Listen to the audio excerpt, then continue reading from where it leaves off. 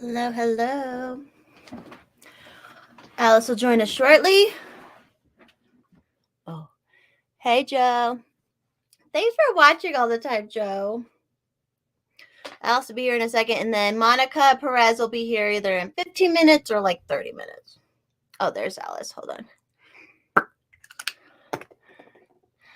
First shot and Joe are here. Here we go, Alice. Oh, wait, hold on. Can you hear me? I can hear you. Can you hear me? Yeah, are your earphones working tonight?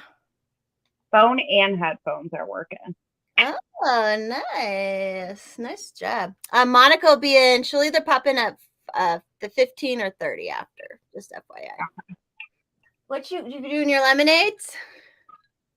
Lemonade and tequila. I'm doing margaritas. Tequila too. Oh.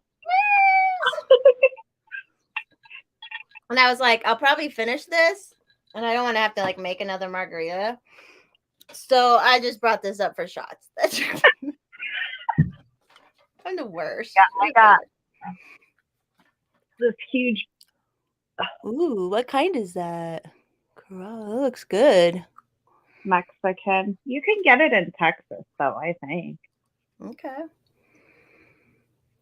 A good tequila is a good Yeah. tequila. Hey, first shot.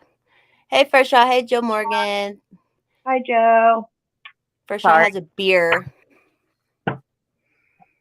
I know. I don't know if you noticed, but like I started making the Sunday ones earlier so I wouldn't drink because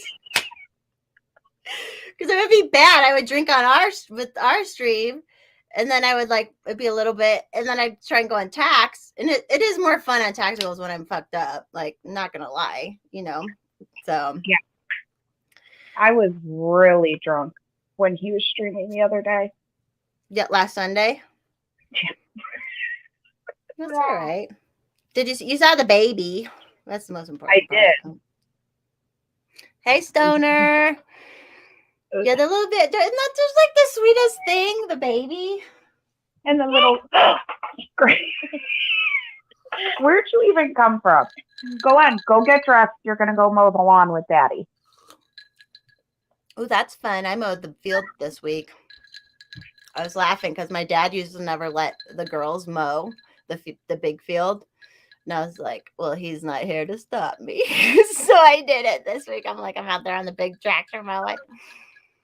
I've never are like the big thing. I don't like it. I don't like it. Thing. I'm not going to start it up or anything, but he was like, yeah, just jump on it. And I was like, okay, I can handle that, Yeah, I mowed our lawn with a push mower, and Adam was like, you mowed this fucking lawn with a push mower? And I was like, yeah, by the time you were done, you had to like go back up to the front, start all over again. Oh, because it wasn't like short enough, or? Well, because it took you so long to do. Oh, I get it. Days. Oh, I'm doing a shot already just because I felt like it. A little one. I'll sip it. Little itty bitty one. Yeah, it's just a little one. First shot. If I smoke, I used to smoke more. I would say overall I smoke more, but COVID got me drinking, man. Like, COVID got me drinking. So lately, it's about the same, I'd say, smoking and drinking. But I can't do them together. Can't. I get to spin. Like when you called the other night, I was like, I want to talk to my friends, but the world is spinning. I can do it as long as I'm doing both the whole time. Yeah, that's a trick. If I'm like drinking for a while and then like I smoke, I'm like, gotta stop. It's hard, man. It's like I can do that too. Where like if I have a little smoke, have a beer, like that kind of mix. But yeah. Man, if you're like drunk and then you like smoke a bunch, yeah. Adam's always like, she can't do that. Like, no, I can't either. I wish I could have gotten on like the FaceTime so you guys could have saw me laying in bed trying to talk to you. I couldn't figure out how to use it. I know. Yeah. Well, are you Android? Yeah. We figured that out. I think you can video call through Android, but then Hex was sending some link too, but I was like, whatever. I think you can do like that Google. My daughter uses like Google Duo or something. I think that's the link he was saying. It was Duo, some sort. So we probably Whatever. We'll do it again because he said he's coming over again pretty soon, right? yeah. So my husband's supposed to call and make sure that the other people are coming, but yeah, we're just gonna have like a couple people over because like Hex and somebody else that was here, like both of them are people that like we just met. So I'm like, well, I want to get to know them like without so much Where you chaos. have to pay attention to other people so much and stuff. Yeah. Yeah. And maybe slow down on the drinking a little bit. Or at least wait till like a certain time at night or something. I don't know. I'm no one to talk. I was even drinking water in between. Like Adam came up to me during that party when Hex was here, and he's like, "You should like slow down and drink some water." And I was like, "I am drinking water." Were you doing vodka lemonades that night? The vodka lemonade, and then like later in the evening, before I called you, I did a shot. And I wasn't doing shots. And then my friend's like, come on, like we never drink because she doesn't really drink, you know, but me, like most of the time when she comes over, I'm having drinks, you know. She's like, come on, come on, come on. Like we never do shots together. So I'm like, oh, fine. My arm. Did you do what did you do tequila or what did you do? I don't even remember. I don't remember it. That happens. That happens. What you looking for? Hi, Adam. He can't hear me, but hi. What's up? He looked. I'm gonna see pictures in your bathroom one day. He said he's yeah. You guys should do it, but we'll go to the other. We need to start doing it at the other house too, at that bathroom down there, because that'd be more fun for a vacation. Oh, my daughter asked today. She's like, "Can we go to Colorado this summer to see Forest Mommy?" And I'm like, so it's like so sweet, but I'm like, yeah, like let's we'll add a trip to Colorado on top of like everything else we have to do. Because like we're trying to get the house ready for the vow renewal, which by the way, I sent out the invites for, and like all my cousins are coming. Like they all like RSVP'd right away with yes. So I sent text. I sent Hex a message, and I was like, "My cousin's coming." Are they the super more conservative cousin? No. Okay. Yeah.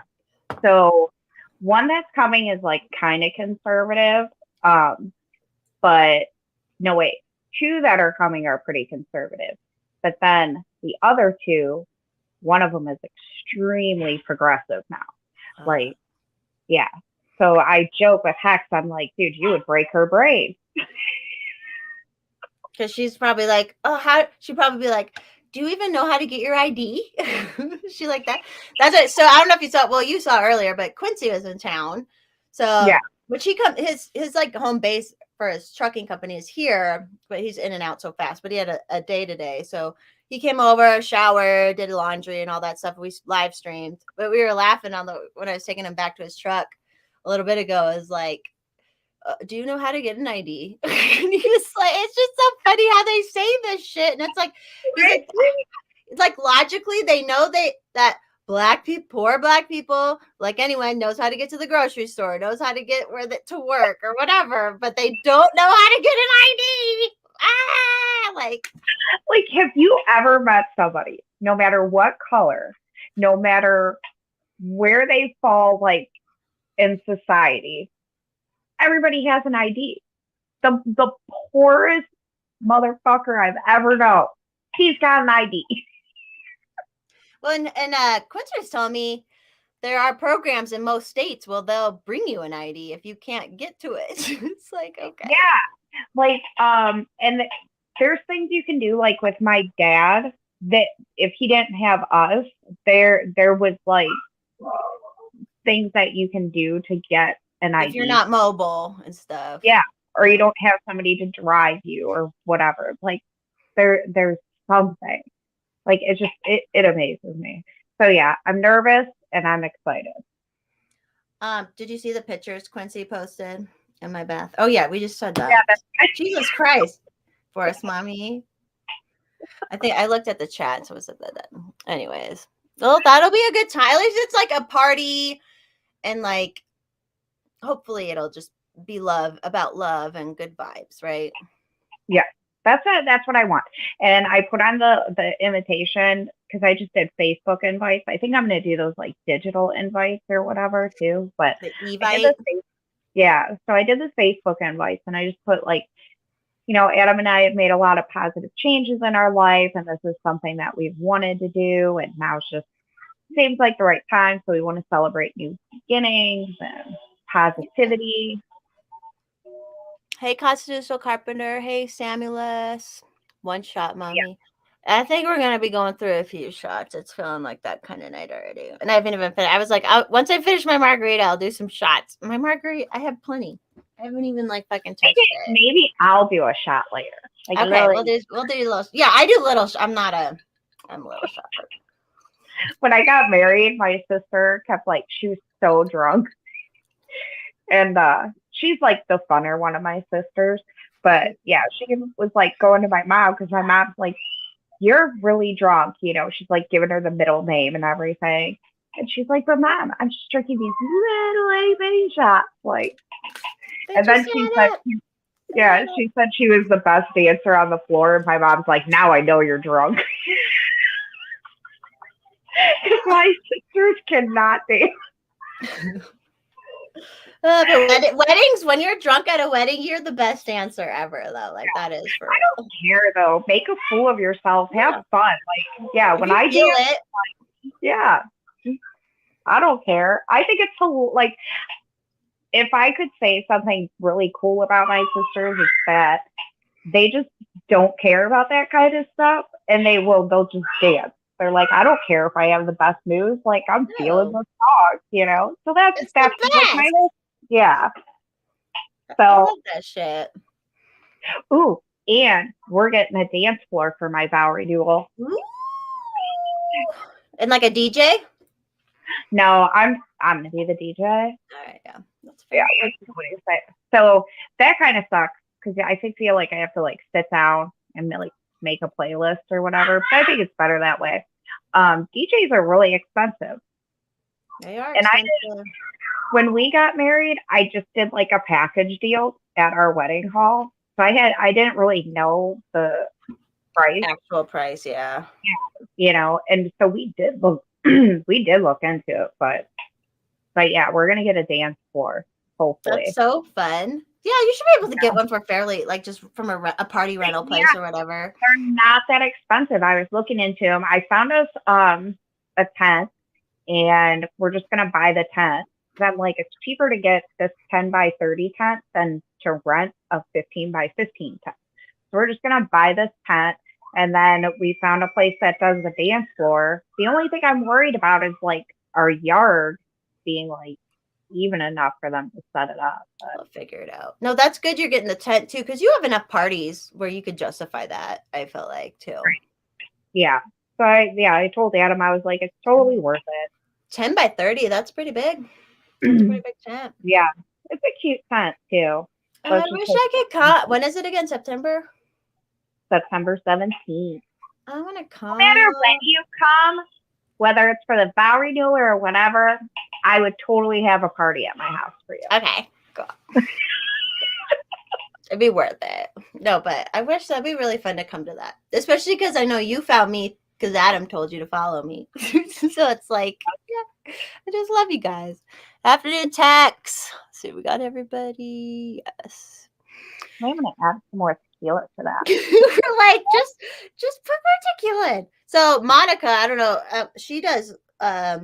She has a whole profile on Twitter that's just she loves making cocktails and stuff. So those will be fun for everyone who's watching. So Monica Perez will be here in either 1 minute or 15 minutes, one of the two. It'll be fun to talk because she's a mom. You're a mom. And she's just Did like, you say she homeschools too? Was that her? You were talking about that homeschool? I'm not sure about her. I don't think I was talking about her specifically, but it wouldn't surprise me if she does, to be honest, because I think she actually has a special needs child as well. So obviously that child probably at home mostly, but I've been good. I actually haven't drank for a couple of days, so we're doing good. I haven't drank since Sunday. I actually only drink like a couple times a week. And it sounds so bad because like first shot will ask me, be like, "Did you puke?" But I don't have to drink a lot to puke. Like I have such a sensitive stomach. I can puke. Yeah, I get that. I puke easy too. Like if the amount of food in my belly isn't like just at that perfect level or whatever, it doesn't take much. Yeah, No, like oh, go ahead. I feel like the tequila doesn't make me as because I tend not to eat after I drink the tequila, but when I drink beer, I eat so bad. Like I'm eating hot turkey sandwiches and Not that bad. A turkey sandwich, that's not bad. all that butter though, and then the mayo. That's good though. That's what makes it good. No, I don't. I've thrown up. I throw up. I did. I was doing so good about not throwing up, and then there was one night. I think it was. I think I talked about it. Yeah, I just had some vodka, and I was like, "Oh, the night you guys called." So whatever weekend that night was the last. It was the first time I'd thrown up in a while, and the last time since that. Because I was like, I just had the spins, and I was like, "What are you gonna do?" I made it to the bathroom. That's the biggest point, is making it to the bathroom. Deal. This Sunday, I did not make it to the bathroom, but it just kind of hit me out of nowhere, and I just walked outside and I puked a little bit. Oh, like, outside's fine. I'm just saying, like, it's not on a couch or the bed, you know. Yeah, I've done that before.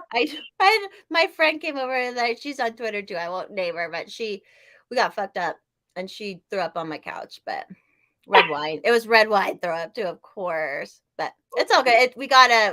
And we actually were planning to like the room that couch is in to clean that carpet and then get the couch clean too. So it was like, all right, it's all good. No, he doesn't hold my hair. He just laughs at me and enables me. That's what I was always like, isn't it sad when I'm throwing up in the bathroom and you walk by? He's like, no, I laugh at you. And I'm like, what the hell? You enabler. But I love him. He just laughs. He's like, Adam's not usually awake when I throw up. Yeah, because you have your late night parties and then you're getting going and then. Yeah. Like when Sunday, when Tactical was on, that's when I threw up. Like I was listening to them. I walked out the door. I threw up a little bit. I came back in. I'm like, I feel fine. I like that when it makes you feel better. Like, I like that. Yeah. Hey, Mr. B. I like it when it makes you feel better. Although by the time I'm throwing up, usually I'm at the point where I'm like, I'm not going to feel good. I'm not going to feel that much better, but whatever. Sometimes it works out. Beer. I know. I love the beer is the thing. I can drink like 15 Coronas in one sitting sometimes just because it's, but that's what actually does make me put on a little weight. Yeah, I haven't drank beer. That's a good tip. In a few weeks. And I'm losing weight and working out. We're on the hard liquor diet. You know what's funny? When I text Adam, I was like, oh my God, babe, it's official. I lost 10 pounds. And he's like, I told you that clear liquor's for women on diet. It's true. But I've been working out too. So that's good. Sorry, Miss. His stomach's sour and we're talking about throwing up. We can switch the topic. Is it sour from drinking too? Of course, poor guy. I hate that too. And you're like trying to feel better, and then like you just keep reminded that you don't feel good. I've gotten pretty good. I used to never, like I said, I never drink much before COVID. I maybe had a couple, where I got too drunk kind of things. But now I can handle the hangovers a lot better. I'm more practiced now. I can handle it. Isn't that terrible? Oh, it's terrible. But not really. Whatever. I'm holding it as long as you're holding it together. Overall. Yeah. It's like when I don't have my cocktail knife, I'm just momming it up. Yeah. You are momming it up. Oh, that's the big it's so sweet. I cannot stand how sweet he is. I need another big cat. I need a big cat kitten. I need to find one that'll be big. So is he part Maine Coon, you think? Yeah. probably, he's got that like and then he's fluffy and he's big. It's huge. Real First, big. that's why you go to Mexico first shot, and then you can drink like. So the elevation is funny too, because like when people are from lower elevation come to higher elevation in Colorado, you don't have to drink as much. And I feel like when I've been in Mexico, because it's literally like, on the ocean, and it's like I could drink so much, and I never even felt drunk. It's crazy. That's how my friend was when he would come here from Colorado. Like he moved there from here, and then when he would come home, he would like drink so much. And I was like, dude, The altitude, man. Hey, Lucifer. What up? I wonder where's Hex? Where's our Hex? He didn't even tune in for what I was with Q. Like he has a job or something. Just kidding. Yeah. Yeah, it was a good time. That was a good little stream with Q. that was funny. Yeah, I listened to it. I was hanging up.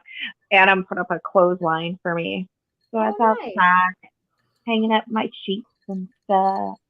You're so trad. You're so trad.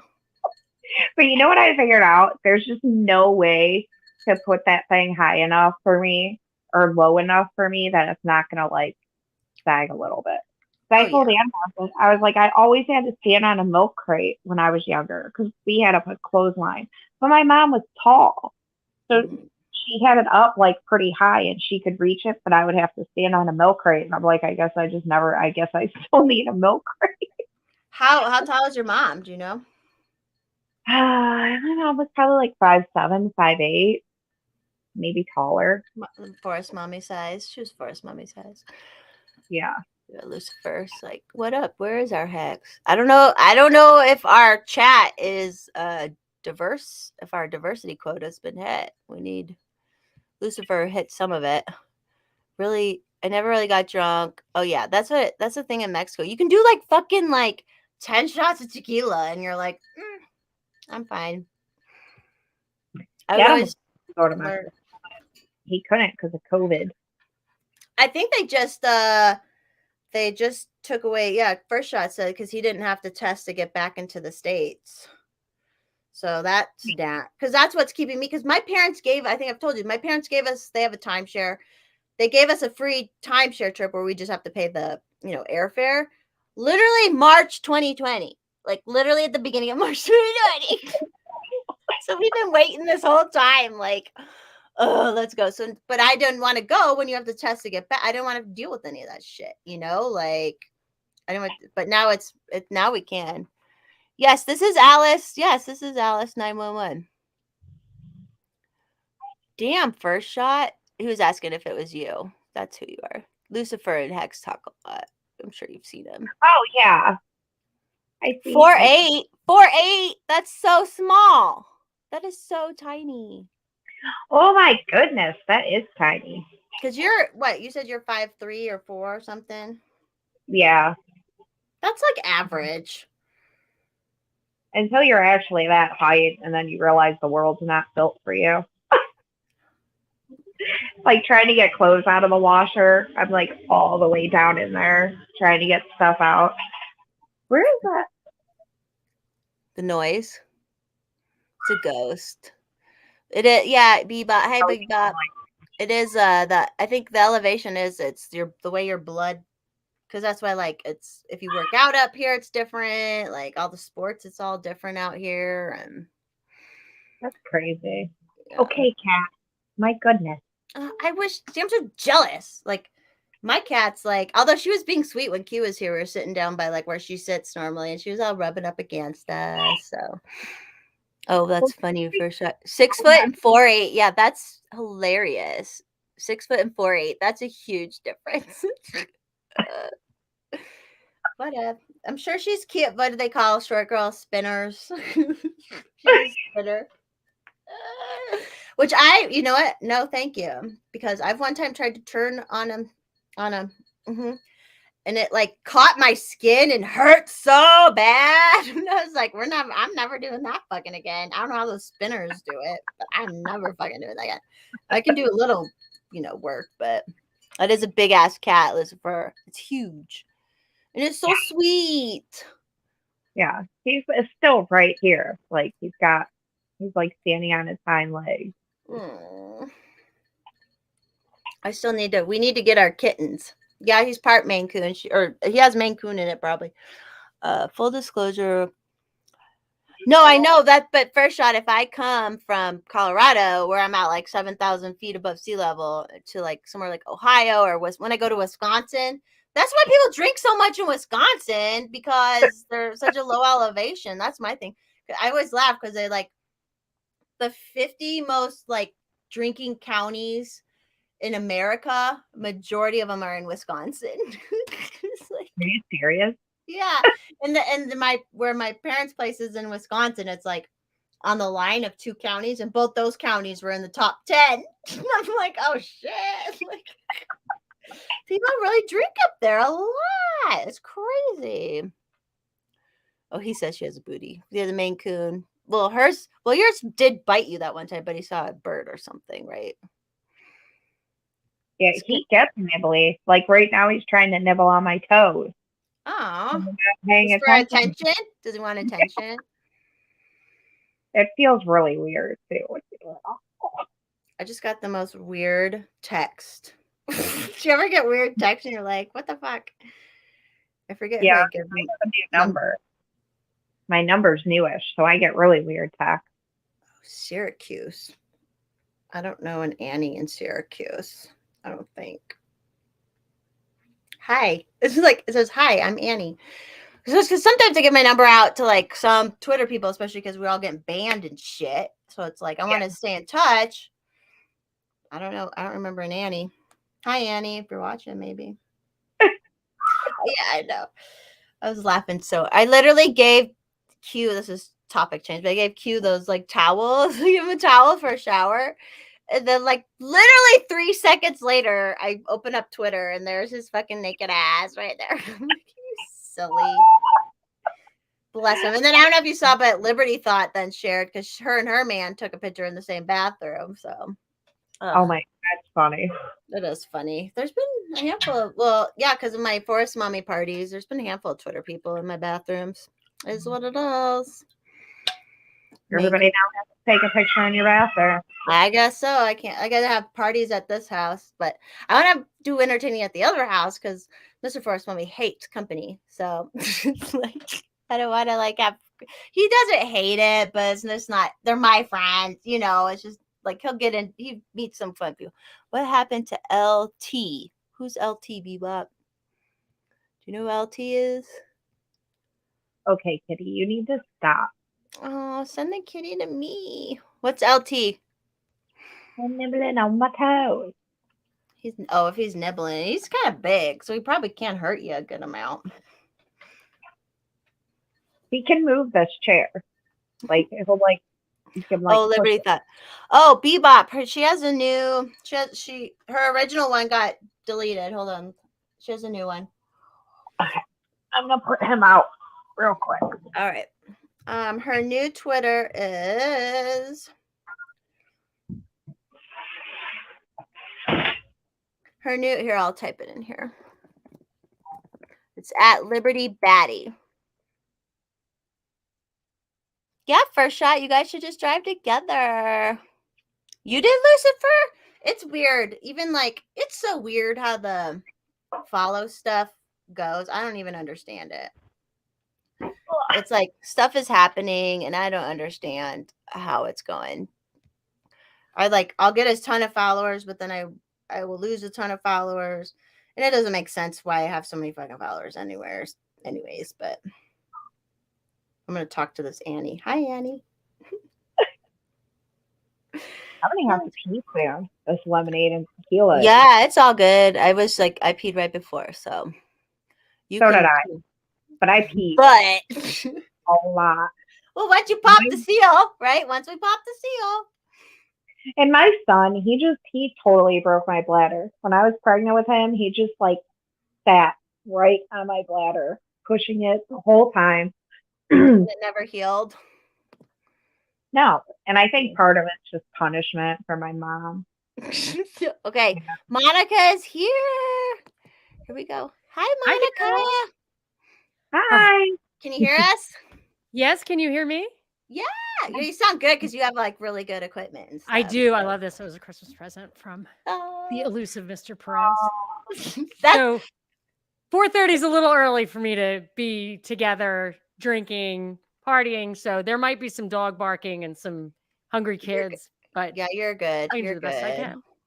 Thanks. Thank you for coming on my show. Oh, I'm so excited. I do wish it was like a little bit later, so I never had anything to do for the rest of the night, but that's okay. Another one we could start later. So Alice, this is Monica. Hi, Alice. Hi. And Alice is in Cleveland, so it's the future for you and me. I understand. So. I understand. It gets late there fast. Is this a cocktail party? Because I brought a cocktail. Okay. Yes. I was just telling her, what did you, I was telling her, so the Monica mix, what is it? Monica Mixes? Monica Mixes. Yeah, I have a blog, which is really just 100% so that I have my recipes when I'm visiting my sister. So she always makes me make the cocktails, and I always need to make sure it's like the margarita has to be exactly right. So now I have my recipes, but they're weird. People are like, who makes a Singapore sling anymore? I'm like, well, and the ingredients, nobody likes it because it's just too complicated. But I'm getting a little simpler. Like I'm getting better at it because I'm becoming better at like making really sublime drinks with just a few ingredients. So maybe it will have commercial value. Everybody cheers. Thank you. What are you drinking, margarita? I'm doing Marg. Alice has like lemonade vodka. What are you doing? You're not going to believe what I'm drinking. I was in such a rush to get here that I was going to make a delicious gimlet. I mean, I make the best gimlets. What's a gimlet? I don't even know what a gimlet is. I'll tell you. So instead, I'm drinking because I was in a hurry, and I'll tell you about the gimlet because you really should know this. Okay. I'm in a hurry. I was in a hurry, so I made Amaro and tonic. Amaro no Nino, actually. Amaro is like a bitters, like if you like Campari or whatever, it's kind of like that.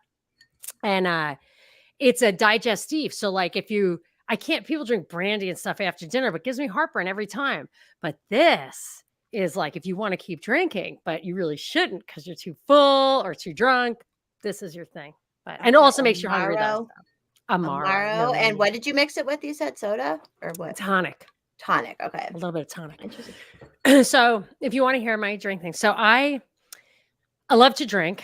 But not like, not like I'm not like putting vodka in the water glass and next to my bed. Like I like to drink. I like to hang out and have a conversation. And I really can't. I realize now what my dad was talking about. He was just like, I wish drinking didn't make you drunk because I just want to do it all the time. And because it tastes so good, So the problem is not only it makes you drunk, but it's got a butt ton of calories in it. So if you're really trying to get high off of alcohol, it's caloric. And so I've discovered a couple ways to do it. And the brown stuff, like bourbon and stuff, like the brown stuff in brown booze is the stuff that kind of makes you sick. So like if you're drinking white tequila or white, vodka, whatever, that's better. I like gin. But I hate the calories. So I do two things now with the gin. Should I not just dive in and tell you all my stories? Dive in. Okay, I love it. Okay. I want to hear. Okay, so this is what I do. So it's like, so when I was sick with COVID, which I had fucking twice. Can I curse? Yeah. I'm not monetized, so we can say whatever we want. Right. Okay. Yeah. Because some people then I see that I've been on shows where like the raunchiest guys ever, and I just am not picking up on the fact that they're not cursing. And then on the thing, it's like, due to the foul language by our guest, we've had to label we talk about everything and say everything here. So. Right. So I had COVID twice, and it was very annoying, but it was, it's like it was for me, it did not kill me. But I don't know what it is. Thank goodness. That's good. So I don't know what it is, but the first time I really was super sick, I must have had Delta. So now this time I had, as my son says, you're Omicron BA2. I think you had Omicron BA2. I'm like, yeah, right. Because I live in LA where people care about it. It's just like BA2, wear your mask. It's like, just give it to me. Cough in my face. Let's get this over with. So when I was sick the first time, really sick, and I felt like it took me the longest time to figure out why I was feeling so bad. And why I felt so bad was I felt like when you're in a car driving for 4 hours and you just have to roll the window down or you're going to pass out. That's how I felt. So I felt it was oxygen deprivation. And I was like, okay, tonic water is the stuff that I don't know why I thought it would help with oxygen. I think because it's an anti-malarial. Because of the bubbles or what? Disease. What is what? the bubbles in it too, or Quinine. No, it's quinine. So Okay. quinine is like a Peruvian bark extract. They used to call it quinine water. So the Brits would drink gin and tonics with lime because the lime is for, vitamin C, and the tonic was for malaria, like because the sailors used to drink that. And my father was a sailor, actually, now that I think about it, in the Navy, and he taught me this. So he's just like, oh, that'll fix anything. So I was like, okay, I got to do this, but I'm not mega dosing on sugar under these circumstances. So I got club soda, really good club soda. I bought quinine, and I wanted a lot of quinine in it. I bought quinine on Amazon for it was $17 for a small bottle, but you do it with a dropper. And I bought stevia, which is great, but you can only use 5 drops of it. So I would put a whole lime. You could even put 2, squeeze into a glass, a whole bottle of tonic, as much gin as you can before it starts tasting bad. And 5, 6, 7 drops of stevia. And I'm telling you, I understand now why they call it tonic. And I felt much better right away. And I was just like, no, I have to have it. I'm sick. I have to have it. Yeah, well, that makes sense. So yeah, and so now I'm starting to think that the brain fog, the reason it was just going on forever is because I was mega dosing on my gin and tonics. So this time though, but I hate ice and bubbles, actually. I find them annoying. I like to drink my drinks drinky. So just the other day, I said, I got to go back to the old ways when I was young, and I just drank martinis instead of dinner. I mean, I actually, and I remember having skinned knees and stuff, waking up and just what the fuck happened? What, why am I cut? And I don't know whatever happened, but I used to be a bit of a party girl. And, that's why I like you. That's why I think I like you. I was like, yeah, I'm not a problem. People are going to be worried about me. If my mother sees this, forget it. We were talking about throwing up before you came on from okay. drinking too much. No, you're fine. always encouraging people to drink. And meanwhile, she's like, could you put a little of that in my glass, please, with a lot of ice and maybe a little bit of the soda on top, because I don't really like to drink, but you could put a little in there. So, but here was the thing. So I was like, I can't go back to the martinis. They're just too much. They're strong. They're so strong. And my husband brought this great gin back from London. And by great gin, it's not really fair, because what's great about it is that it doesn't taste like anything. Am I a gin drinker or am I not? And I guess maybe on some level I'm not, because I like the one that doesn't taste like anything. And so a gimlet, you can make it 2 ways. And I was making it kind of like the new way, which is lime juice and simple syrup and gin. And you shake it and you pour it in a martini glass, and it's sweet, like a sour.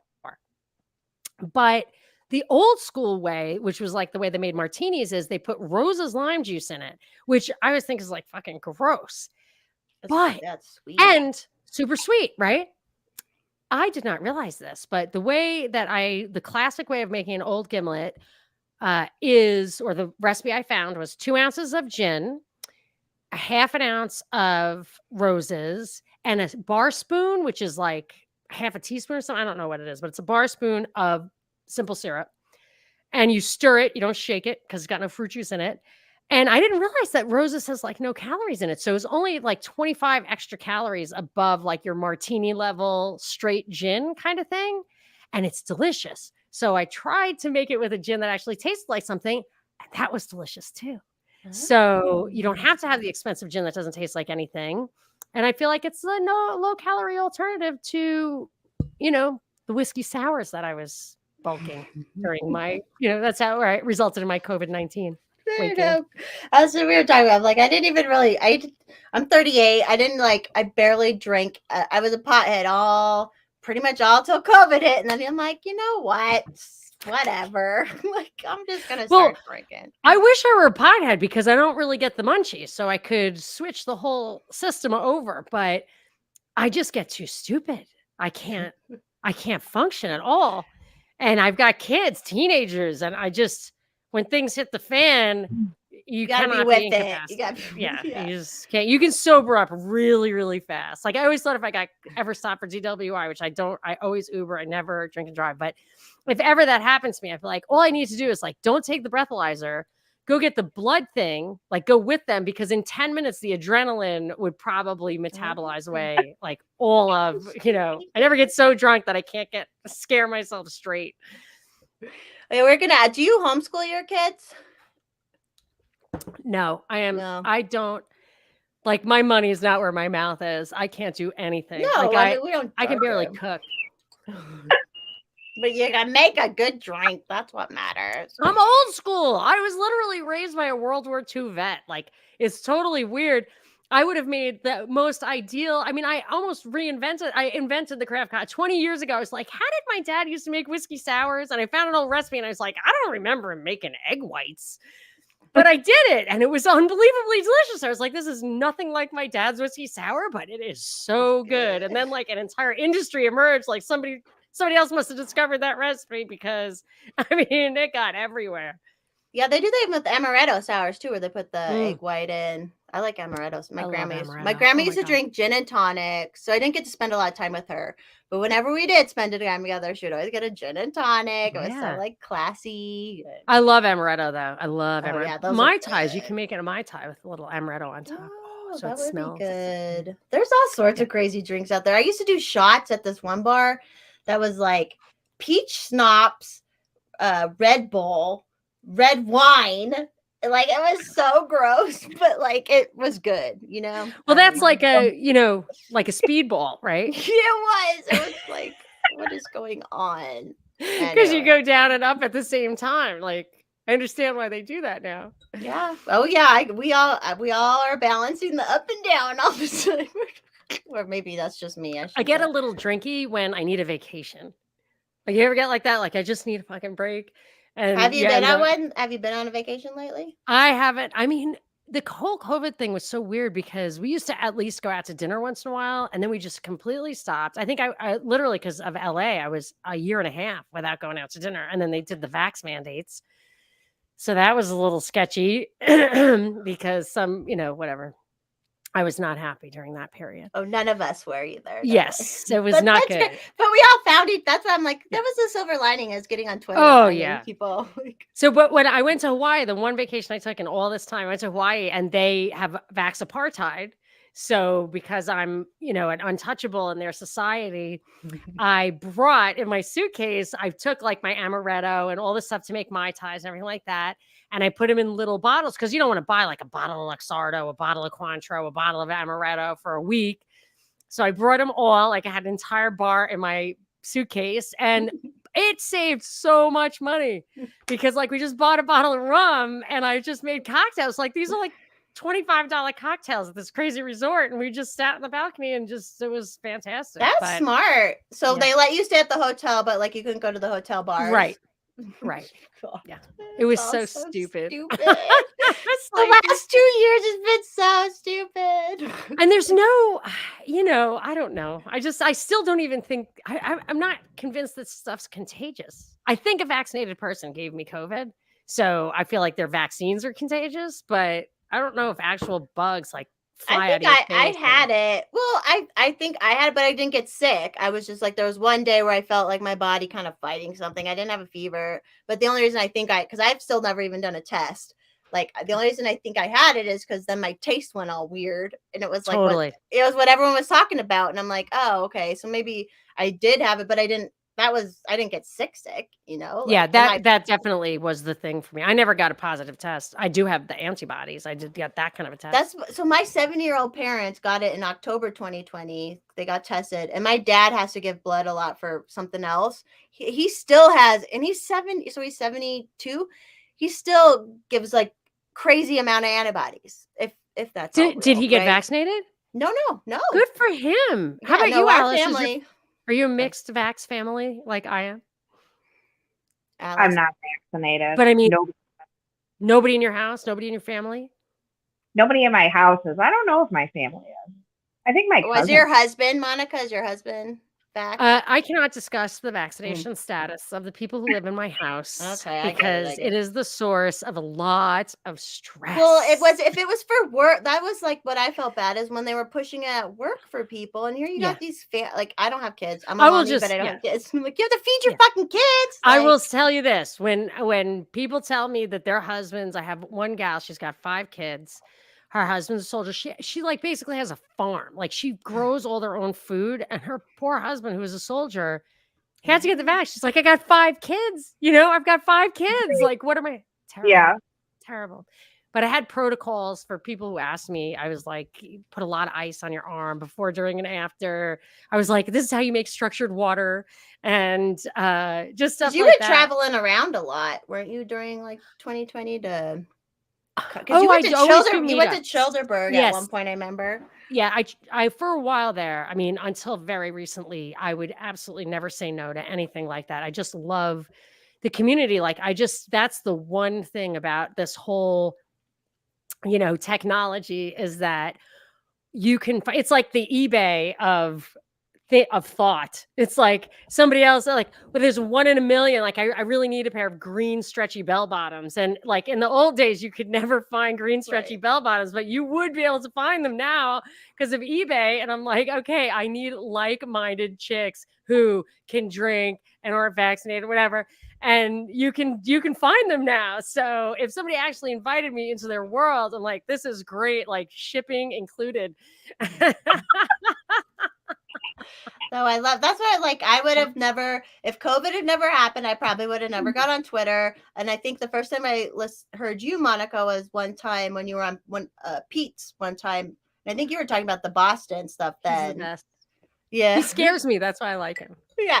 Well, yeah. I always like throw like shit. Like, everybody's cool. That's what I like about people, though. Like, I'm not all about like forcing your culture on everybody. I'm like, you just find who's got your culture and you go towards them, right? Or like, who can tolerate.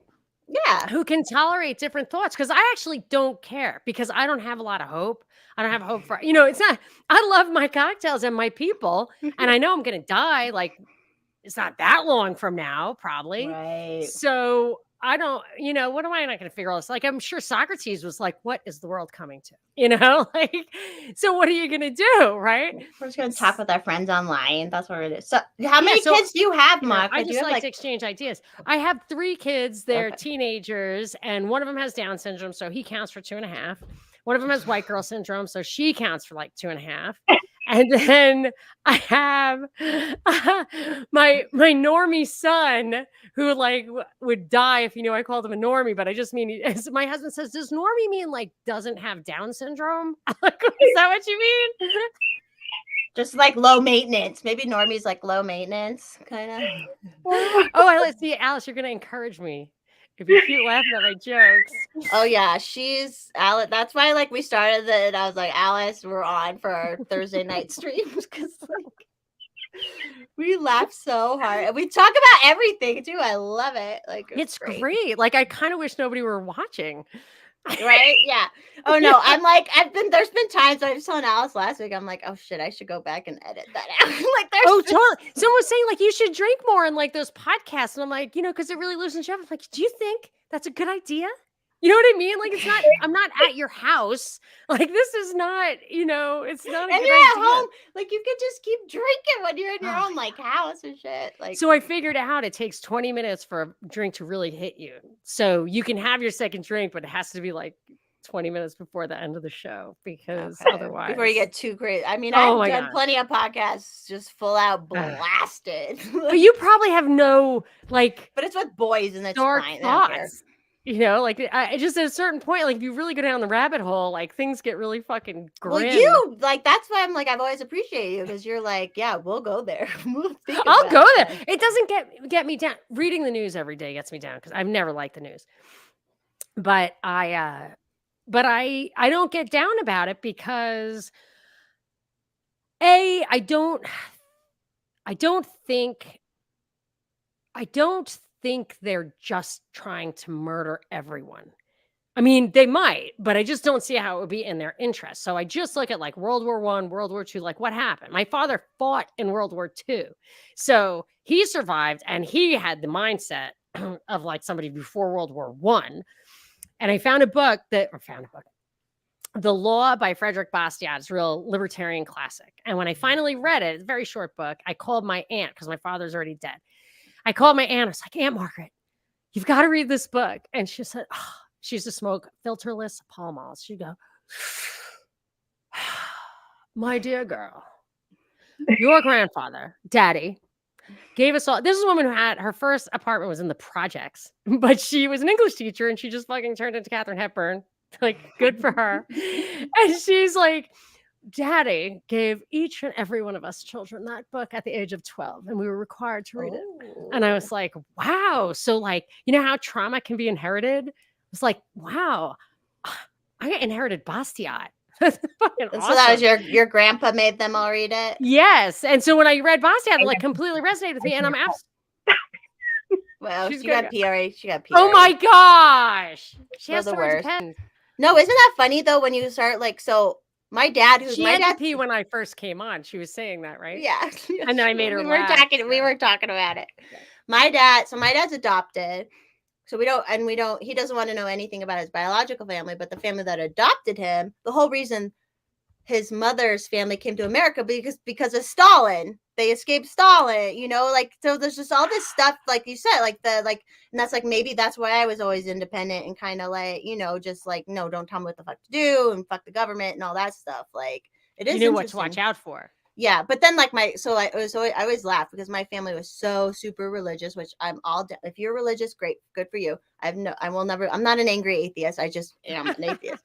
But like, I remember I left home really young because they were all weird. It's like, I need to get the hell out, you know? And they like, it was like apostate stuff, you know? But then like now, it's just interesting how like it all came back together. And I'm like, I left young too. And my father, literally the actual story, and this is one of the few stories I've probably never told because it never came up. But when I was, I think 17, I left home, I came back. I won't get into all those details, but my father said to me one Sunday, and I was 17, he said, your mother told me you didn't go to church today. And I said, yeah, that's right. And he said, he didn't talk to me. He said, you go to church next Sunday or move out by next Sunday. And like, he mustn't have been thinking, because I had a job as a waitress, because I totally lied about my age. I worked 6 nights a week. I probably made $500 a week cash. Like, Yeah. What year was it? I don't care. We don't. I'm old. I don't care. What year was that? It was in the 80s. That's for sure. Okay. So that was a lot of money. Oh, yeah. Oh, no. I mean, the rent. So I moved out and the apartment I got was $400 a month. So you can afford it. Right. I could. And you learned about the economy from firsthand experience. Yes. But so and then now, so then when I had little kids, I had 3 kids in diapers at one point.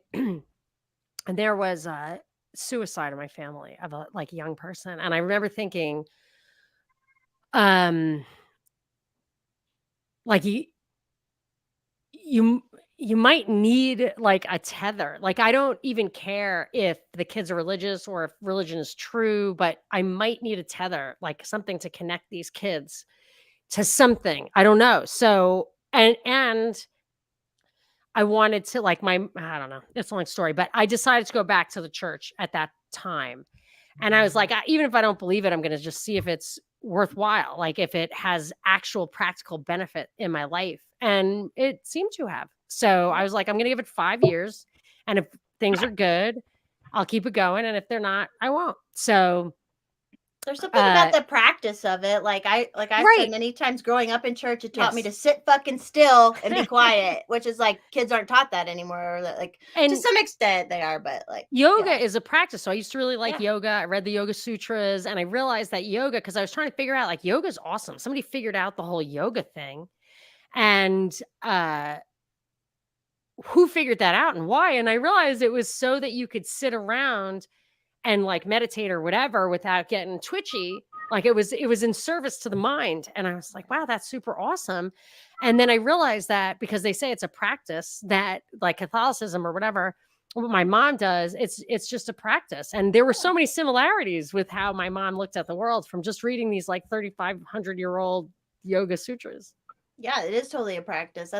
I definitely found that later because my mother would be like, oh, you go to yoga, they like chant. Isn't that weird? And I'm like, it's not any more weird than like, and that's my whole thing. Cause I'm not, like I said, I'm not angry. I believe if other people believe in God, I believe they believe in God. And I believe they, you know, like I have no qualms with it. I'm fine with it.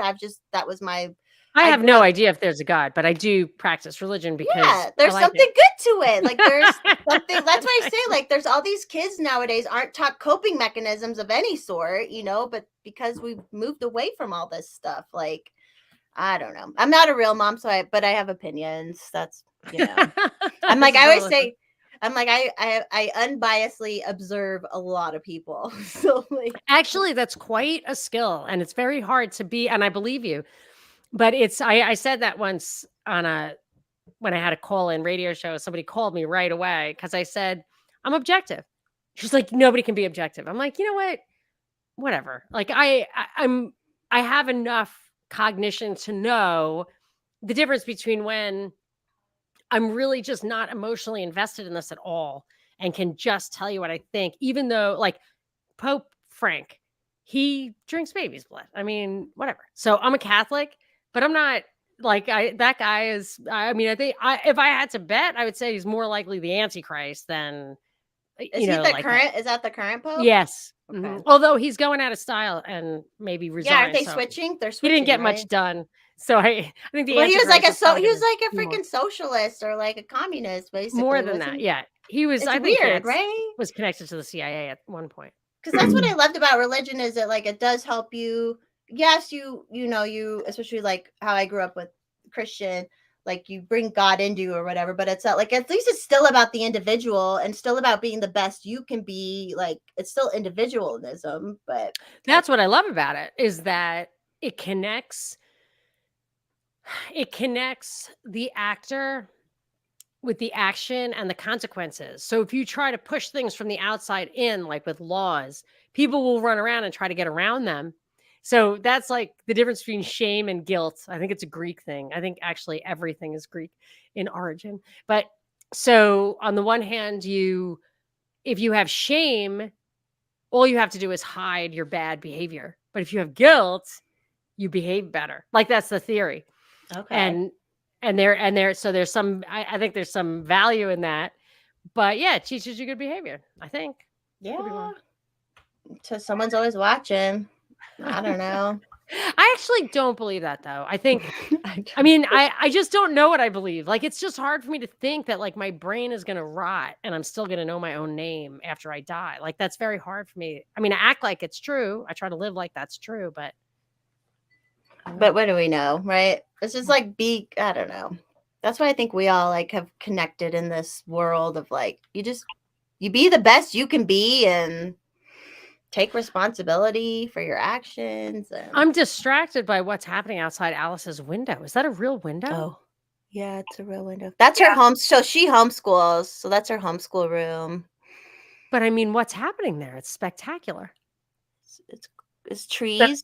Starting this. Oh, it's a tree. I thought it was a mountain and clouds. Oh no, she's in Cleveland. Oh, you're in Cleveland. Yeah, I was just like, where? Well, yeah, I'm like right outside of It's a tree. Cleveland, but like where I live is very like hilly and green. Right. Nice. That's nice. But that tree is gonna get cut down. Aww. Before your vow renewal? No, Okay. we gotta fix What's up the with prison that? fence. We gotta fix that prison fence first. Oh. So do you have a lot of kids, Alice, that you homeschool? No. How does it manage? How do you manage it? I only have two. By drinking. She manages it by drinking. She's a stay in bed mom. No, at first, like, because my daughter was not always homeschooled. We put her in school, and then I just got to the point where I was like, I'm not doing this. And actually, somebody on Twitter reached out to me, and they were like, they connected me with Ohio homeschooling parents. And I was like, oh, this actually isn't as hard as I thought it would be. So I just started looking into it, and I let her finish her third grade year. So she's been homeschooled for the past 3 years. My son just turned 6, so he's officially being homeschooled now. But yeah, it's not that hard. I thought it was going to be like this like scary, overwhelming thing. And then, I just started talking to other parents, and I just, like my daughter, she really struggled with math, and they would just keep pushing her ahead to the next grade. So it was just like, she just kept struggling, so like she gets to this next point. It's like, but she hasn't conquered this last point yet. So with homeschooling, her math, she still does what's considered like third, fourth, or fifth grade math, but her reading is at a high school level. How do you teach her math? You just So sit I down give with her, or do you give her a book, or do you give her Khan Academy? Like, what do you do? So I give her worksheets, and then my husband does a lot of life math. You know what I Yeah. mean? Like, Does she mind learning it, or does she get mad at you for trying to teach it to her? Because my kids hated it when I sat down and tried to teach them math. Not cool. um, I mean, I believe there have been TikToks made about having to sit down with me and do math.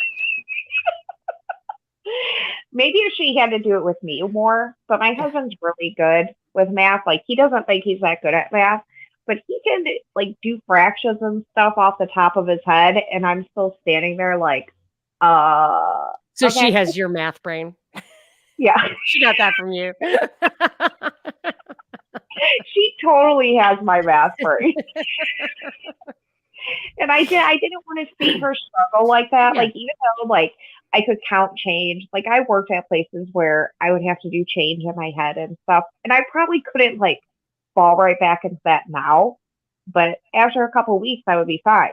But my husband, he could do like all this other math. Like if I cook and I have to double the recipe, like I'm literally making one recipe and then Yes.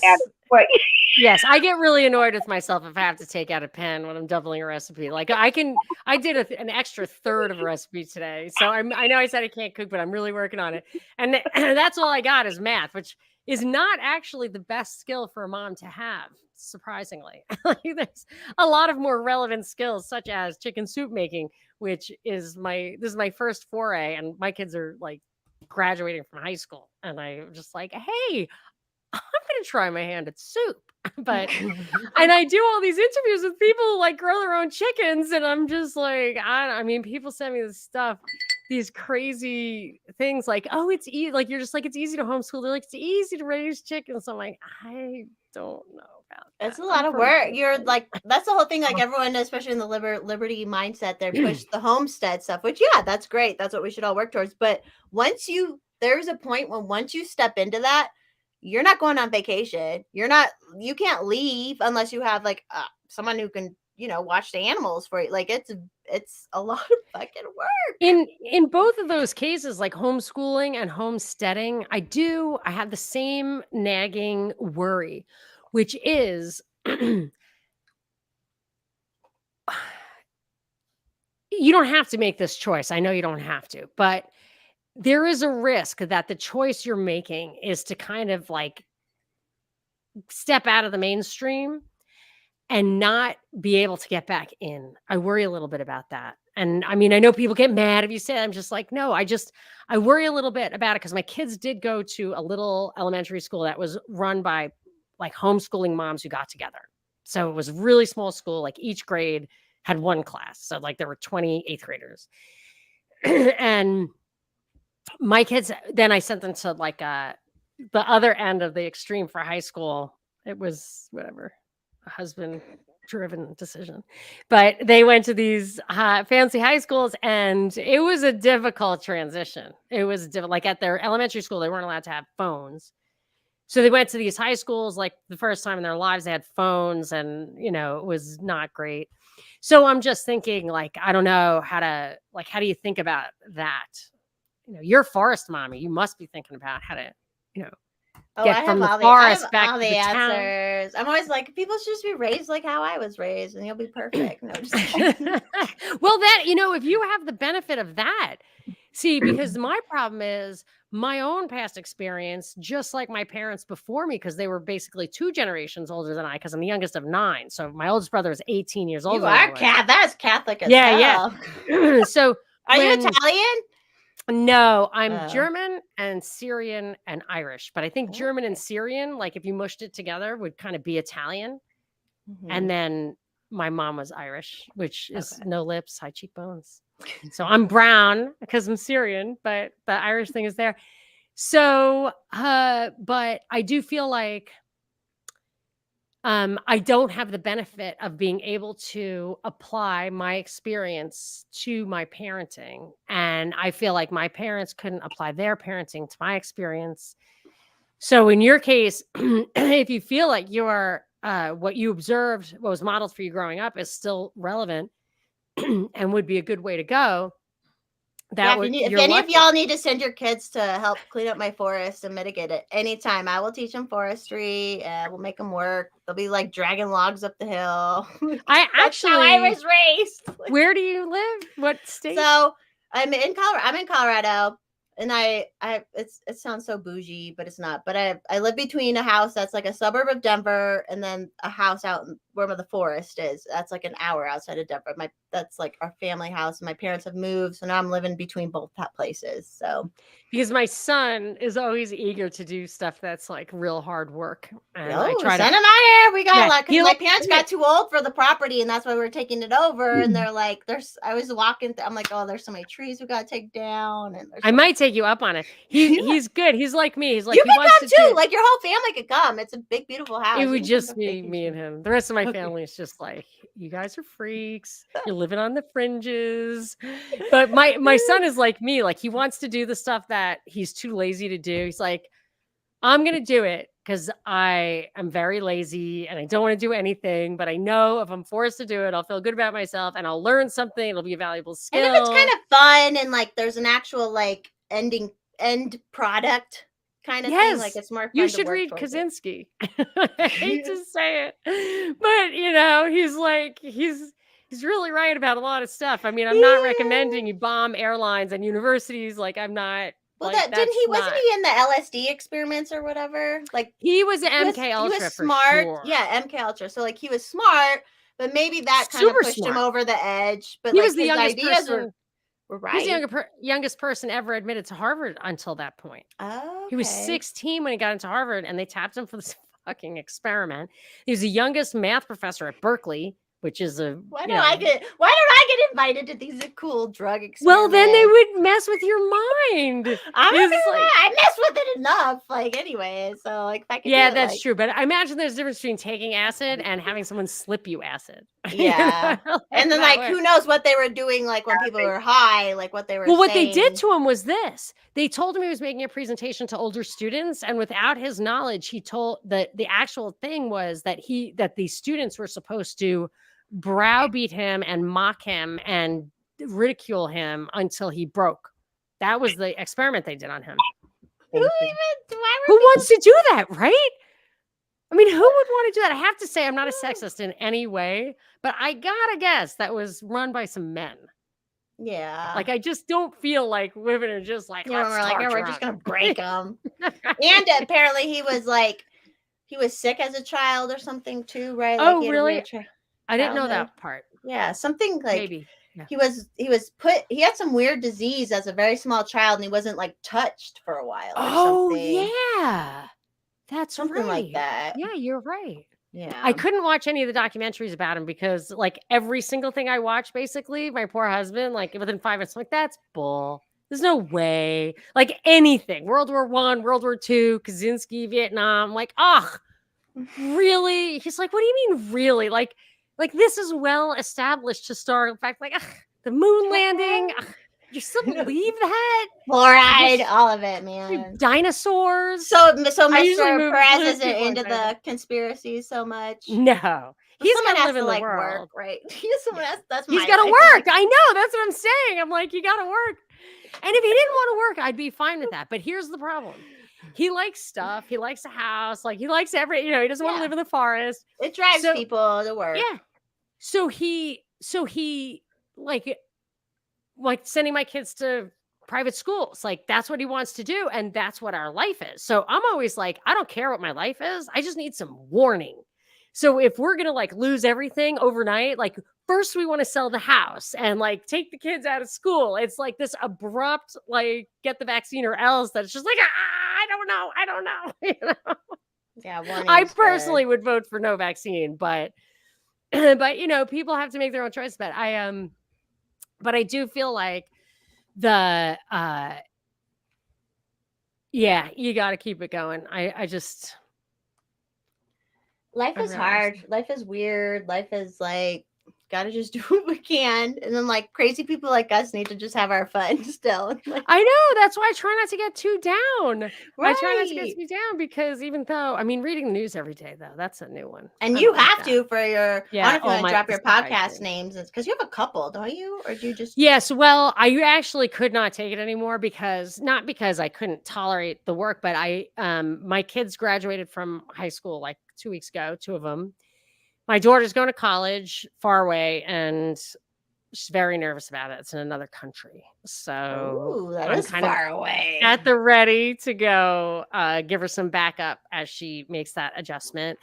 And my mom's 93 and my son who has Down syndrome now is like not going to school anymore. So I was doing the Drive Time Newsletter, which is a daily show of like all the news. And it's just was like, I was literally posting 6 days a week. And there was so much to keep up on. I couldn't do that. So I kind of cut that in half. And I just do a few shows a week, but I pick like one headline. And like today, that's why like had to switch gears so quickly is that like today I was like, what are the gasoline prices really about? Like there's no way it's Putin, and it totally isn't. So you can listen to my deep dive. What? Tomorrow. It's not Putin? It's What? not Putin. Can you believe it? Can you believe that the Wall Street Journal I was headline is so not like true? everything that's wrong is Putin's fault. I don't know. Everything. No, what it actually is. You're in Colorado, you're in Ohio, maybe you don't have this. So Colorado used to have energy.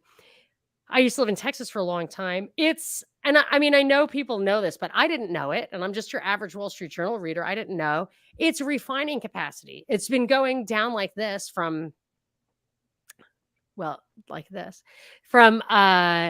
since 1982. So for 40 years, it went from 300 refineries to like 120 refineries.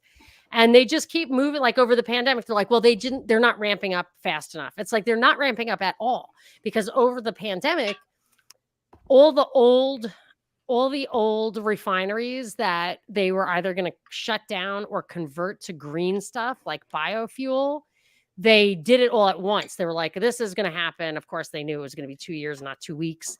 So they're like, this is going to happen. So they shut down all the ones that they didn't want to keep and they converted a bunch to green. So they're never getting back to that pre-refinery level. So now I think this is the first summer after lockdown, and summer is like the high demand for gasoline. So they're at capacity, refining capacity.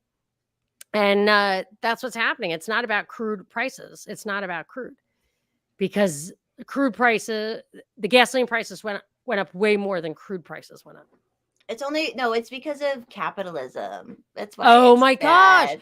gosh. Here's something that makes me crazy.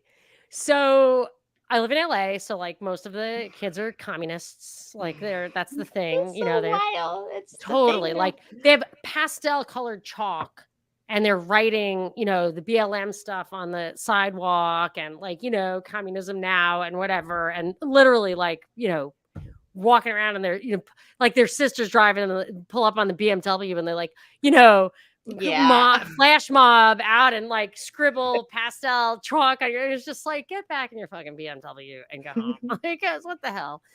So they're communists who like hate capitalism and think that you're an evil murderer if you're not vaccinated. I'm like, okay, so if I don't get the government to steal my money and buy a bunch of pharmaceuticals from a global corporation and hold me down and force it into my body, hands off my body, then I'm a what? Conservative? Trump support? Like I don't even. I'm all right. I Apparently, can't get my mind around it. Oh, and I was gonna say, so I'm in Arvada, Colorado. So thank you for talking about Johnny Hurley, by the way. How you talked about Johnny Hurley. I lived briefly in Arvada. It's like near Bloomfield, right? Broomfield, yeah. So Mr. Forest Mommy grew up in Arvada. I grew up in Larkspur, Colorado. That's where the forest is. So I've been living in Arvada for 10 years. So I was here when all this shit went down last year with him. That was terrible. I mean, oh yeah, that was in Arvada. Yeah, I went to we did like a whole moment of silence for him and all that for just the other day for the year anniversary. And you saw the family's going to sue now. That's it's good, but suing is so painful. It's tax money because it's cops, but no, they have to be accountable. And if there's any accountability, no, that was just absolutely terrible. It was wrong.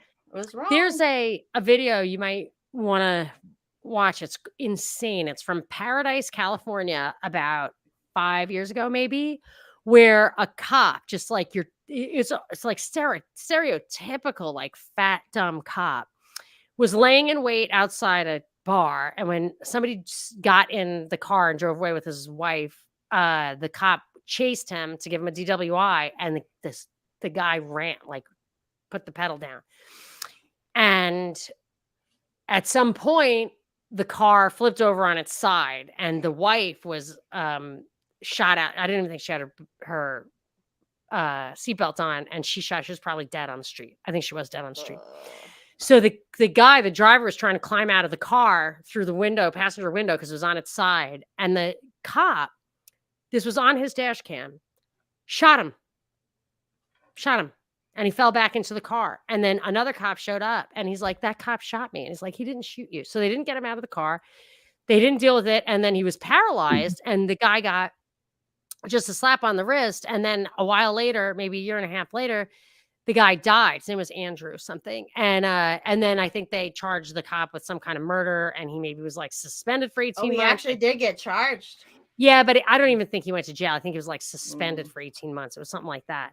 But that, when I heard the Hurley story, I was like, I could just see that dumb cop. And then there was another one. And I don't say that lightly. Like, I know cops who aren't dumb, but that guy was a dumb cop. And then the cop that died in Arvada was actually a good cop. So he was like a resource officer at a middle school, the one who got shot first. And like all my neighbor kids went to it and they loved that guy. Beasley. What about the guy who shot Hurley in the back?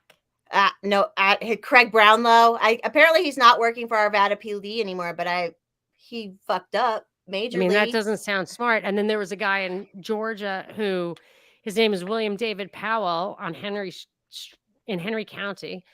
And the cop showed up at the wrong place. And this is not rural, but like exurban Georgia. And the guy went into his garage. It was exactly what I would do. I would turn on all the lights in my house. I would go into the garage. I would get my weapon and I would like let the garage door open so that, I wasn't looking around a corner or anything. Like, be real open, scare people away. And the cops did not announce themselves. And as the garage went up and they could see that he was armed, they shot him dead because they thought they were in a place that was dangerous and they were at the wrong address. And the only person who was there besides cops was his wife. And they did not let her testify at the grand jury. So the cops said that they announced themselves and it never got past the grand jury. It was terrible. So like, that's the kind of thing that I just think these cops, like, they get away with murder. Well, that's what's manslaughter. Good about. They get away with manslaughter. Yeah, that's what with the Hurley case, at least they're like, he didn't announce. They know that he didn't announce. And that's what it makes me, and that, with all this crap going on right now where they're like, with the Texas shooting and they're like, the cops didn't go in. So look, good guys with the gun. I'm like, that's not a good guy with the gun. A good guy with the gun was Johnny Hurley, who showed up. And like out here, okay, even people in Colorado don't even know what happened. They don't even know it, like, because the news is very bland about it. And like for 3 days after it happened, they're like, oh, cop shot. And it took till 3 days after for them to say, oh, a good Samaritan took down the guy. And then it took till 4 months or 5 months later for them to really, because it was, I go downtown downtown Arvada. It's just like, two-story brick buildings, restaurants and stuff. There's all sorts of videos, and they had all this videos that they needed to hang on to for 4 months to figure out what happened, which you fucking know what to fucking curate happened. it. Yeah. And when they released it all, and they said, so the Jefferson County DA released it during the Kyle Rittenhouse trial. Nice. So no one knew. One knew. No one even paid attention. And now the fact that it even came out at all, I can think of 2 examples where just nobody sees that there was my sister-in-law, her brother, she was from the Bronx and her family was rough. And one of her brothers, I guess, was in debt to a loan shark. And the story was that like it was just a drive-by shooting that was random, but no. He owed some guy money. And somebody drove past, so he was in a phone booth and shot him dead. I guess like they probably broke it, whatever. They probably gave him some warnings, but this time they shot him dead. And some citizens chased the guy down and dragged him out of the car. The armed guy who just shot him, and they held him until cops came. But in the newspaper, it said that the cops chased him down. Yeah, and they can control them. And I remember as soon as that Johnny Hurley stuff happened, I'm like, why are they? Because I was on Twitter. I don't watch the news necessarily, but I watch Twitter.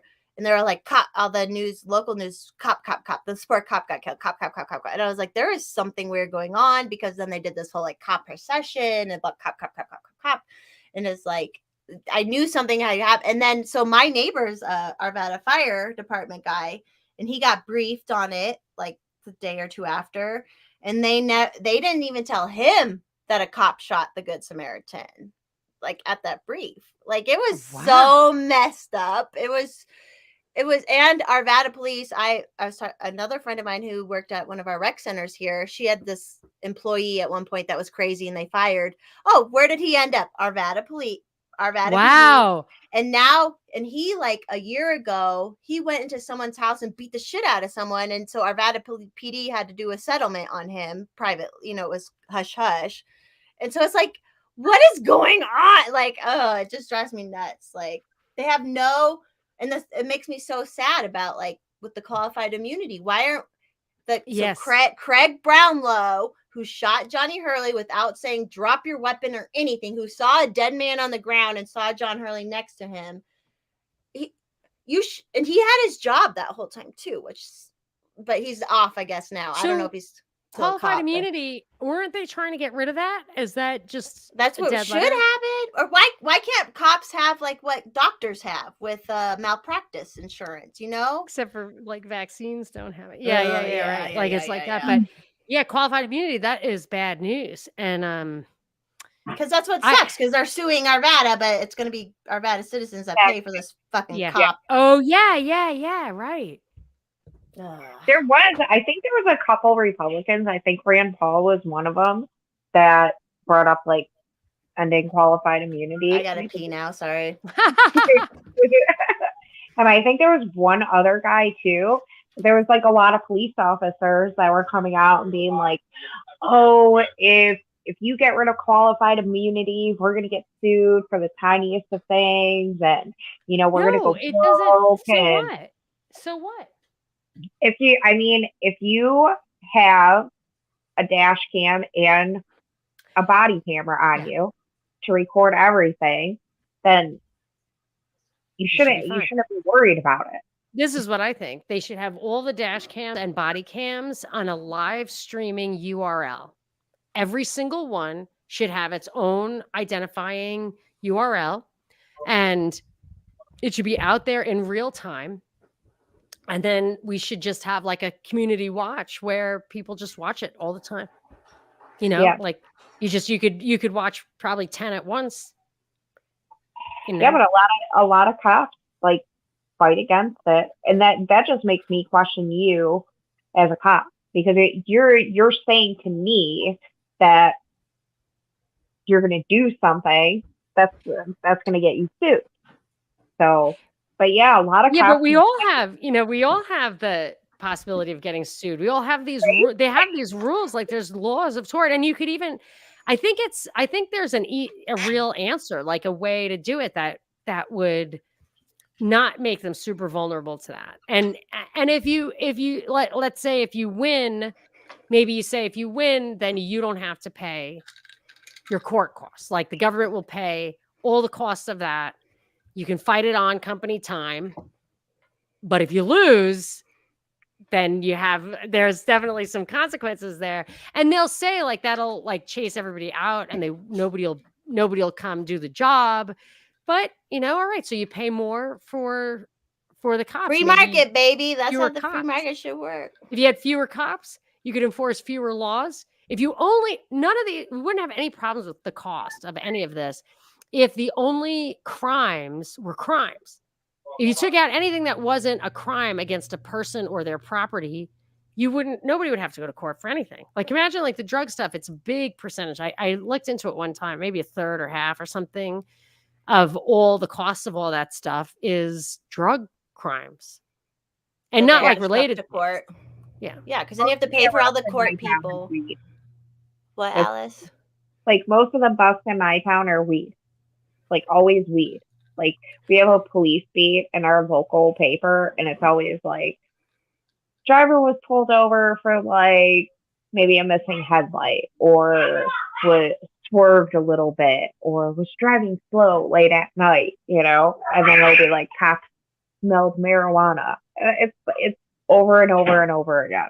Which is so dumb because it's legal. Like in Colorado, it's like I've said, it's Willy Wonka world out here with pot. Crazy. Like, and you know what? We could have had our jail shut down and cut our police officers, but this little Republican chick who I was friends with at the time, she fought against it, but she didn't say a damn thing when all of our small businesses were closed during COVID.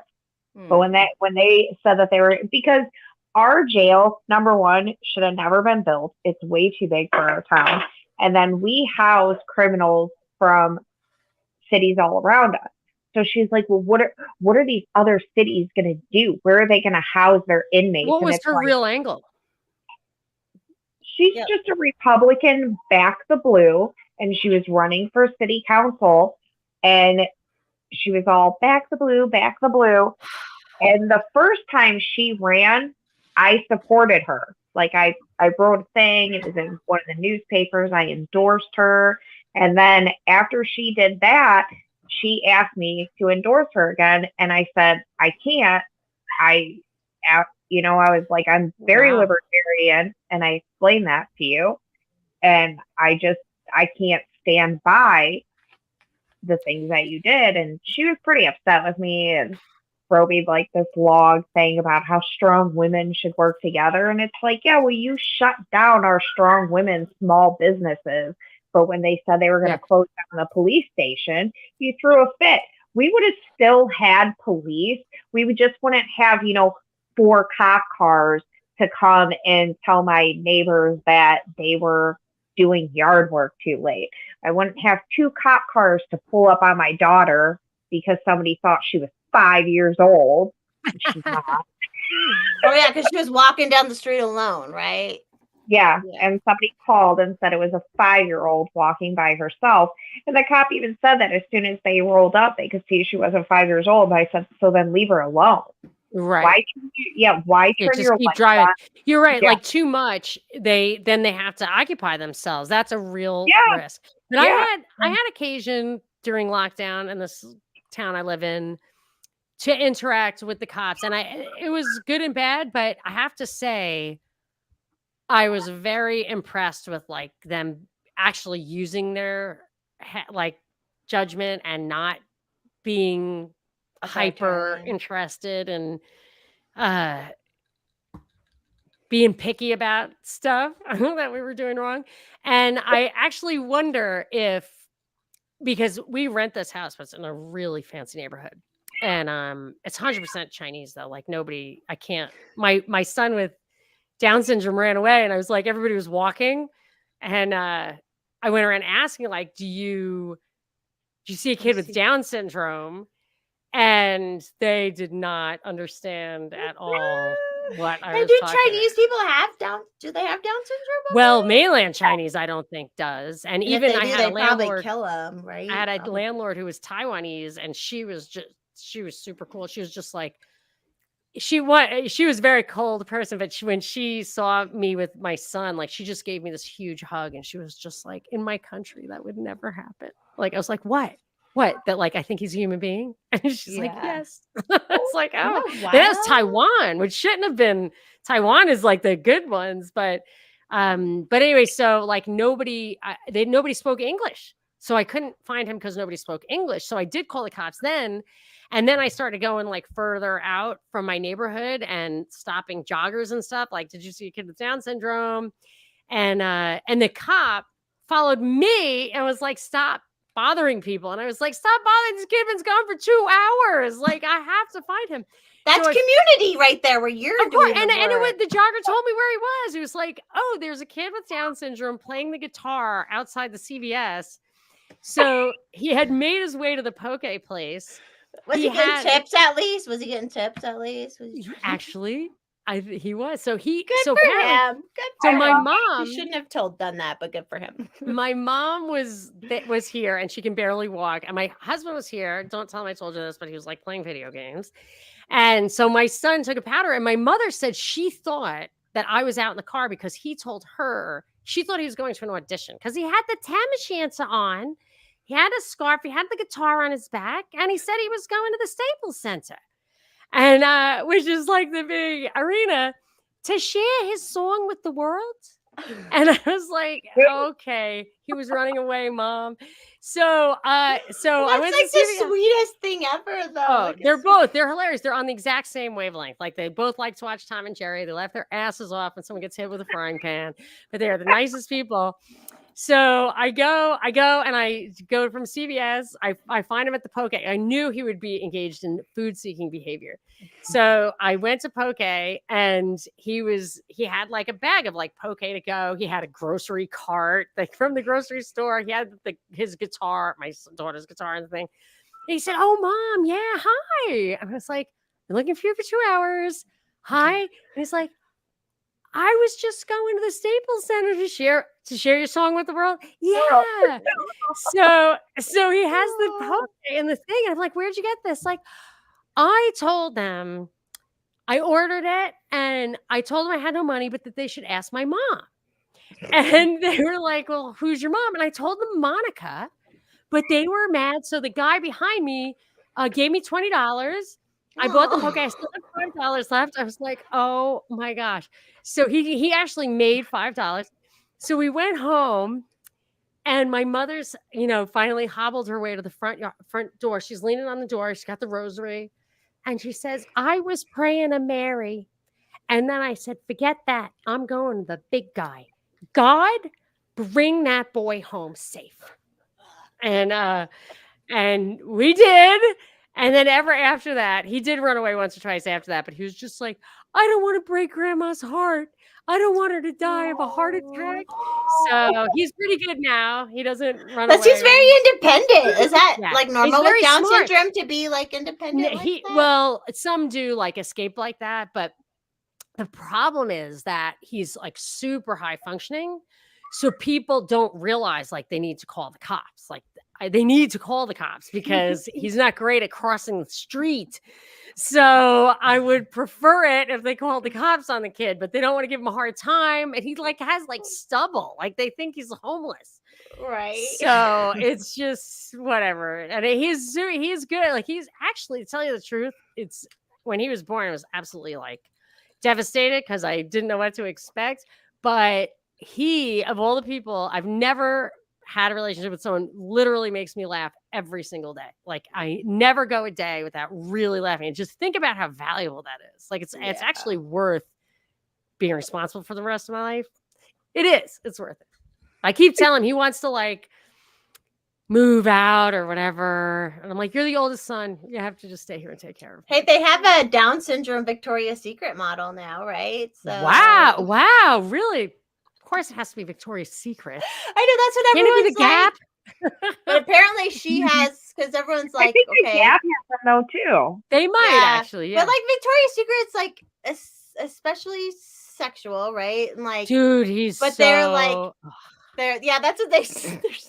But He likes apparently, this girl cartoons. has He a loves- Down syndrome boyfriend. So lusts after cartoons. So he's in love with this girl in his class, true love, and she has Down syndrome. Like, what are the odds? Because so I got custody of him, like not custody, we're not divorced, but like from the government has to, when you're 18, if he turned 18 without me having a conservatorship, kind of like Brittany, he can't be on his own at 18. that'd be a problem. Yeah. So I had to argue the conservatorship, and they don't want to give you the right to control who he marries. So I said, "Okay, Luke, tell the judge who you want to marry." And he said, "Oh, I need to marry Ariana Grande because her husband domestically abuses her." I was like, "Oh God, all right." But anyway, the guy was just like, "Fine."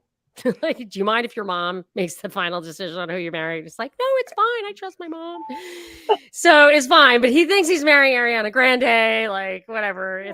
But so when he fell in love with this girl with Down syndrome, I was so excited, and he really loves her like true love. He can't stand it. And I guess it's like the only Downs girl I ever met who wasn't boy crazy. And like, I think the mom, Because they're super feels- horny. They're like super horny, Totally, right? totally. Both of them, males and females.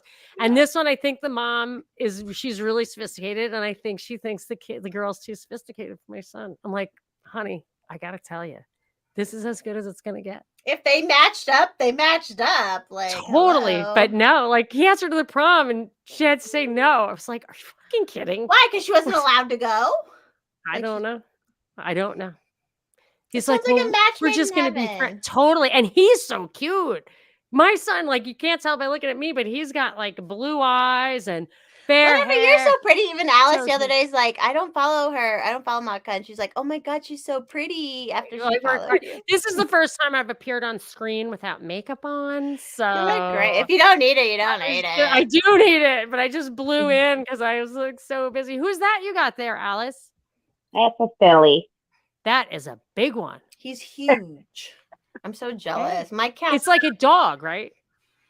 Yeah, Seems how much like a does he dog. weigh? How many pounds does he weigh? Do you know? Probably like 14 or 15. My Oh, dog that's is not so big. 19. Just fluffy. Your dog is 19? My dog is 90. I have a little dog right now. He might weigh a little more. I don't know. I don't know where he is. Oh, wait a My minute. dog he and cat are seems the so same nice. size. I know, he's so sweet. Like, my cat does not snuggle like this. I'm always jealous when her cat comes on because I'm like, my cat doesn't even He like. always he makes an appearance almost every time. We know. have bunnies. Bunnies are. Oh. I Are they think outdoor? they're And like, do you let them run around the house? They're indoor. No, they stay in my daughter's room, and I just. It's kind of like when I go to the aquarium, I just want sushi. I go in there and I'm just like, those things should really be food. Like they're a pain. That They're was the eating only like pet. That's the yeah, only pet I they was won't allowed let you growing pet up. them. What kind Yeah, of pet they're doesn't not let you pet them? great pets. So I grew up on 10. My parents moved from Chicago to Colorado on 10 acres, and like I was 6, so I was like, oh my God, this is great. You know, and I was a Yes. tomboy. It was awesome. And then they're like, I wanted animals, and everyone around us had horses and everything. And then they're like, well, you can have a rabbit. So I would get like someone's leftover rabbit that they didn't want anymore. So I'm like, Did you end up eating it? no, they just died and we buried them. But like, I was like, They don't let you pet them. They're They're not- not pets. they're not the like most. I can see where some of the people who have them indoors now, where they're a little more snuggly and stuff, but mine weren't. They No, were these like, are not snuggly. Yeah. It's very annoying. But my daughter is a little bit of a terrorist, so she's like, they were traumatized because I treat them poorly. And I'm like, okay, well, she's like, it's too late now. I love them. So she doesn't stop. Like, so she's 18, but she goes and she picks them up and they're just like hissing and everything. And I'm like, rabbits they hiss. She's like, kick? if you make They're them like- mad enough, they'll hiss. I was like, so put it down. But it's so cute. I'm like, it's hissing. But it's funny. She thinks they are it's good funny. for food though. Like there is Yeah. something about that. Yeah. Like there's some people we're friends with on Twitter. I don't know if you guys are friends with Duality of Ham or Han or something, but she raises meat rabbits. Yeah. That's what you do. That's what I think. I'm like, I'm totally down with you figuring out how to raise rabbits. There's So no is question that about the girl who's going overseas? Oh yes. So But do they're you have to therapy take care of the buddies. rabbits now? That's what I'm saying for like 10 years. But it's good. They were like COVID therapy bunnies because we were locked down and we were both like, we should have gotten a hamster. They die in 2 years. I think you get to hold those.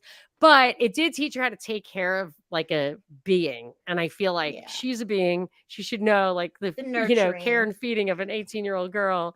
Maybe she'll get a little something out of the rabbit thing. But she has to clean the room every day because they're disgusting. It smells. It don't smell because she cleans that stuff all the time. It's very expensive to keep it all like clean. And the hay, the pellets that you poop in, I guess they poop in, they pee in. Even my outdoor, I had food. outdoor ones in a big old hutch and stuff, and it stunk. Like it stunk even outside. I have a cat, and there's no litter box. I was like, not in the house. That's why we don't have a cat because so we have a little cat door that goes out to the garage. We built a whole little thing out there. That's where she goes. That's where the litter box is because I will not have a litter box in my house. Like I just No. can't. No, and you're offense, right. Alice. Going out of town, I've got a fish tank, which slowly but surely is emptying itself of life. So that's good. But I got the bunnies, I've got the dogs, I've got the, kid How with many Down dogs do you guys syndrome. have? We have 2 golden retrievers. Okay. And I just went to the doctor yesterday and they both need to lose 10 pounds. So I'm probably going to switch them to the gin and tonics. But some golden retrievers are big. yeah, said one they're of big ones. one is 90 pounds, That's and big. I know he's scary. I love it, and he's Does kind he of have like the big thick face where it's like? no. Those are Oh. a little pricier. So That's my business mine was- partner. yeah. His wife used to breed ones like that where they're like. Yes, mine. I have an undocumented I'm golden a mutt retriever. person anyway. Well, I just think it's funny because he actually came from like Mexican people who did not speak English, so we got them, and he was just like in a rabbit hutch in the back of their house, and it was still $800. So, and he was so cute. They gave him to me in a washcloth. Like that's how small he was. He was like, I put him in my mailbox and took pictures, and now he's 90 pounds. But he they're good. I like to have the so it must be dinner time. So anyway, so I like having the animals, but it's a lot of work and it's not very flexible when you want to go out of town. You have to have people staying in your house or whatever. And I don't know. That's what Alice was finding out lately. She's like, I just want more cat because they got a dog, and now she's like, if we just had cats, it'd be so much. What kind of dog? A chocolate lab. Oh, great. Yeah, but that's big. Like its poops are big. It eats a lot of food. Yeah, she's big and she's crazy. And oh, how old is she? She just turned a year in May. Okay, yeah, she's a crazy. baby. She's crazy for sure. So it's like a big baby puppy, but Yeah, she's so sweet. She's so sweet. I had a golden retriever puppy, the only puppy I ever got. Normally I rescue them, but they're like too valuable. Nobody gives them up anymore. So I got a puppy, also undocumented, and she was so crazy. I got her a puppy because she needed to play with. Yeah, in the morning, like my husband would throw her on my face, and she would just like try to like lick my eyeballs for the water, or whatever. So I finally got her own puppy, and that's why I have this giant 90-pound dog now because he's her dog. So. Aww. I want more animals, but I'm like, now I just like, because I never had a baby animal. I was rescued. And then I rescued the kitten right before COVID hit. And she actually was born in a barn right near the forest house. So it's like, oh, we're like kindred spirits. But now I'm like, I want more cats. Like I want more. I was always a dog person, but I'm like, I want more cats now. No, we're not doing that. And my son does some volunteer work with a gal friend of mine who rescues pit bulls from death row. Aww. So he goes over there with these death row pit bulls. And like the first time he came home and he was like bitten twice. And he was like, isn't it awesome? I was like, well, it's kind of awesome because it didn't actually puncture your lung, and hopefully or you didn't like grab on your throat. Yeah, it was like you could have, because she has like a hole in her face. My friend, she's just like, yeah, when you get too close to Morty, I'm just like, yeah, didn't she tell you not to get too close to Morty? He's like, I didn't really listen, but it's like now I got a scar. I'm like, yeah, I guess. I mean, I imagine he could get a lot of action with. Pitbull bit me. Oh yeah, my very first dog was like a pitbull mix, and then once he passed away, like he would live for like fucking ever, 16 years, and I'm like, okay, I want to get a new dog. So I went to, and so in Denver and Aurora, there's no pit bulls allowed. So then they send all the pitbull dogs up to Longmont Humane Society. So I went up there thinking I'll get a pitbull mix again. And then I came home with this 19-pound Chihuahua thing. But it was like, why do Chihuahuas exist? I'm sorry, but there's just so many of them. Like, they just shake. He just shakes all the time. Get it. I mean, does it have a personality? Oh, he does.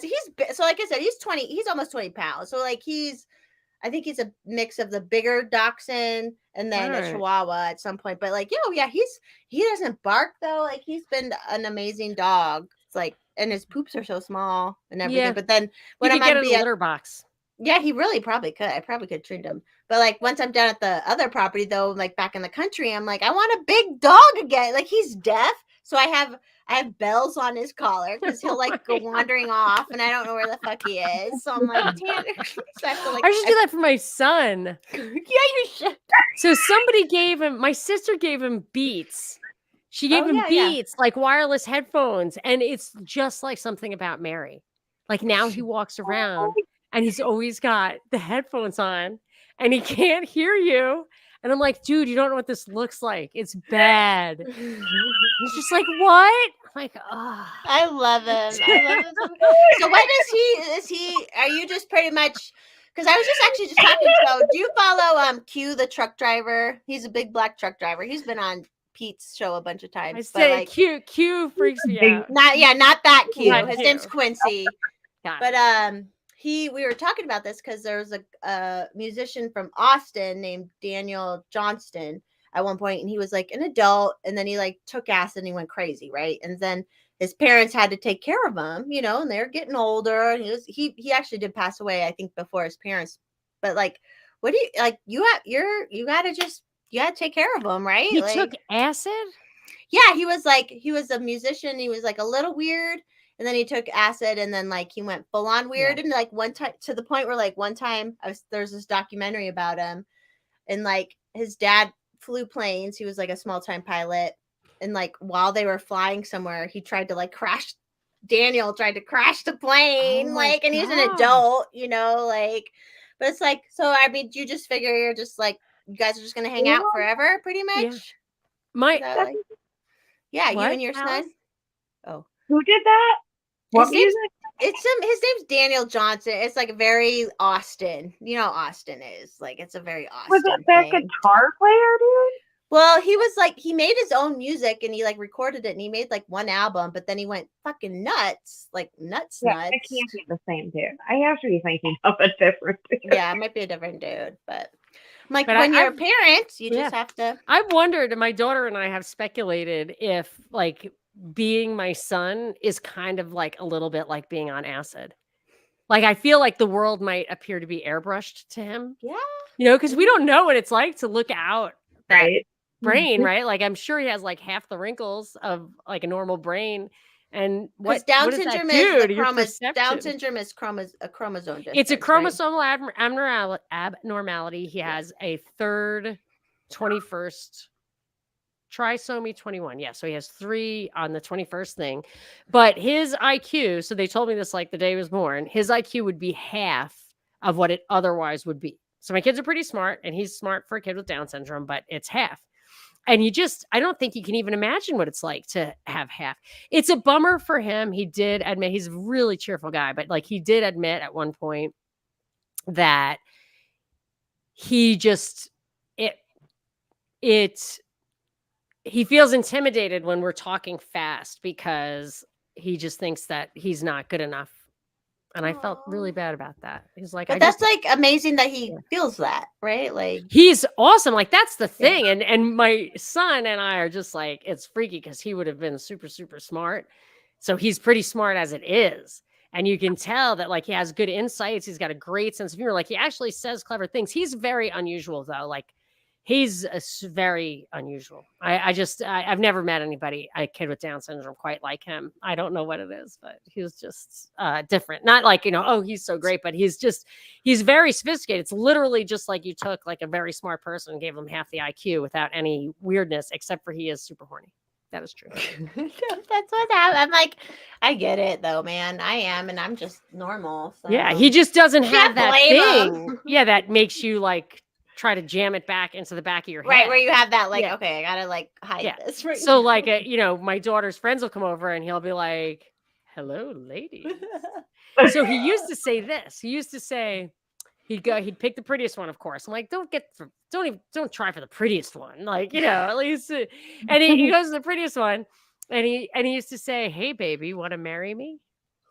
And my husband was like, that's totally rude. Don't just like say that. And so he's like, okay. So he switched it. Like, is it that? I know it was like a joke or whatever. It wasn't a joke. He meant it, but like obviously she wasn't taking it seriously. Then he switched it to, hey, baby, want to have a sleepover?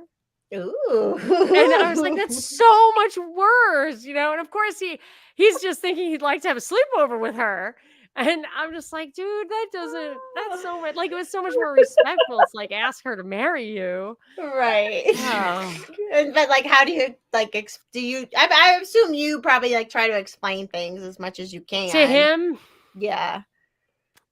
Or no? I did. How old is he, did you say? The Down syndrome community had, like, a weekend seminar on, like, sexuality. And I actually tore out the page on how to masturbate because I was like, first of all, I'm sure he does not need to like I don't Just think do you it need in private. figuring Figure it that out on yourself and do it in private. That's all Right. that you need to say. And I could have just left it in, but yeah, like they just said, make sure you knock.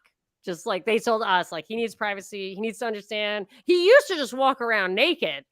Like he would just walk around naked. So like the new babysitter would come in and she'd just be like, why is that kid naked? I'm like, it's just him. You know, they're like, just him. He's like 18.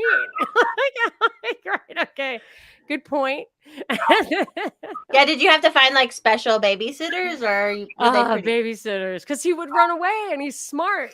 So there were hardly anybody I could ever have. Like Trust. even And to this day. Yeah. Go ahead. It's Go fine. ahead. Even so, like I always tell people, like you're gonna find. So I had to sleep with the door open and my ears open, and I used to be such a heavy sleeper. Now I can't. And I can literally tell people, like you're gonna come into my room one day, and I'm gonna be in this position, dead on the floor of a heart attack, because I'm like running because I hear something somewhere. This is what he used to do. He was a menace. I literally called him the menace. He would take the mattress off of his bed and he would put it in front of the door in the morning and he'd pee on it. And he had a bathroom in his room, but he would take all the clothes and make a big pile and pee on it. I'm like, what the F? So I would try to get in the room and I had to like jump out of the bed and get in there before he put the mattress on. Because before he did it that way, just to cause destruction, he would just sneak out. So then I would like tie like soda cans with cooking twine and put it like hang on the doorknob and whatever. Just so you can hear him. Oh my goodness, just so I can hear. I'm gonna pee my pants laughing. Sorry. No, I had even like kids are crazy anyways. Kids are crazy anyways, right? Yes, he was a Like, giant and then- baby until he was like 8. It was he was like baby Yui. It was nuts. What do they? So Nuts. what is Down syndrome? Obviously, like it's beyond the mentality of a toddler, right? Like Yeah, he's smart, like you he's said. he's slow. Yeah, okay. So he just graduated from high school, and his reading level. I think he has like an 8th grade reading level. Well, like he's your 8th grade. child, so he's so smart. Yeah, which is probably. really Come high. on. But his math is just he thinks 1 + 0 = 10.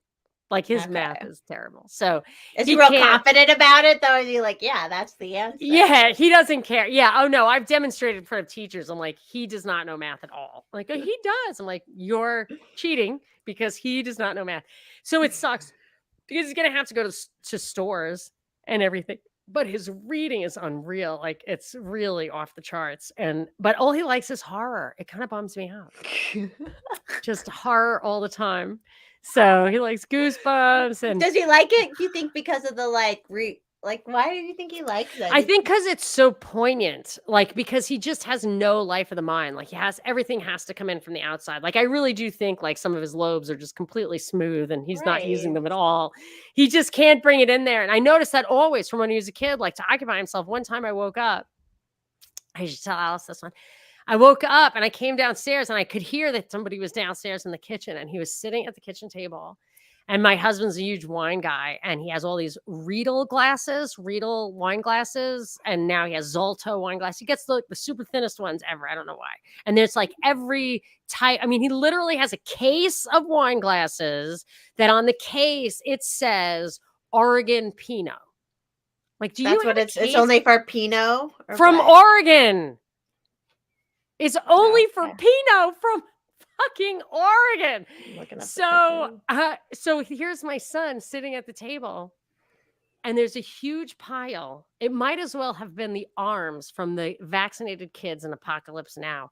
A huge fucking pile of broken wine glasses. Oh no.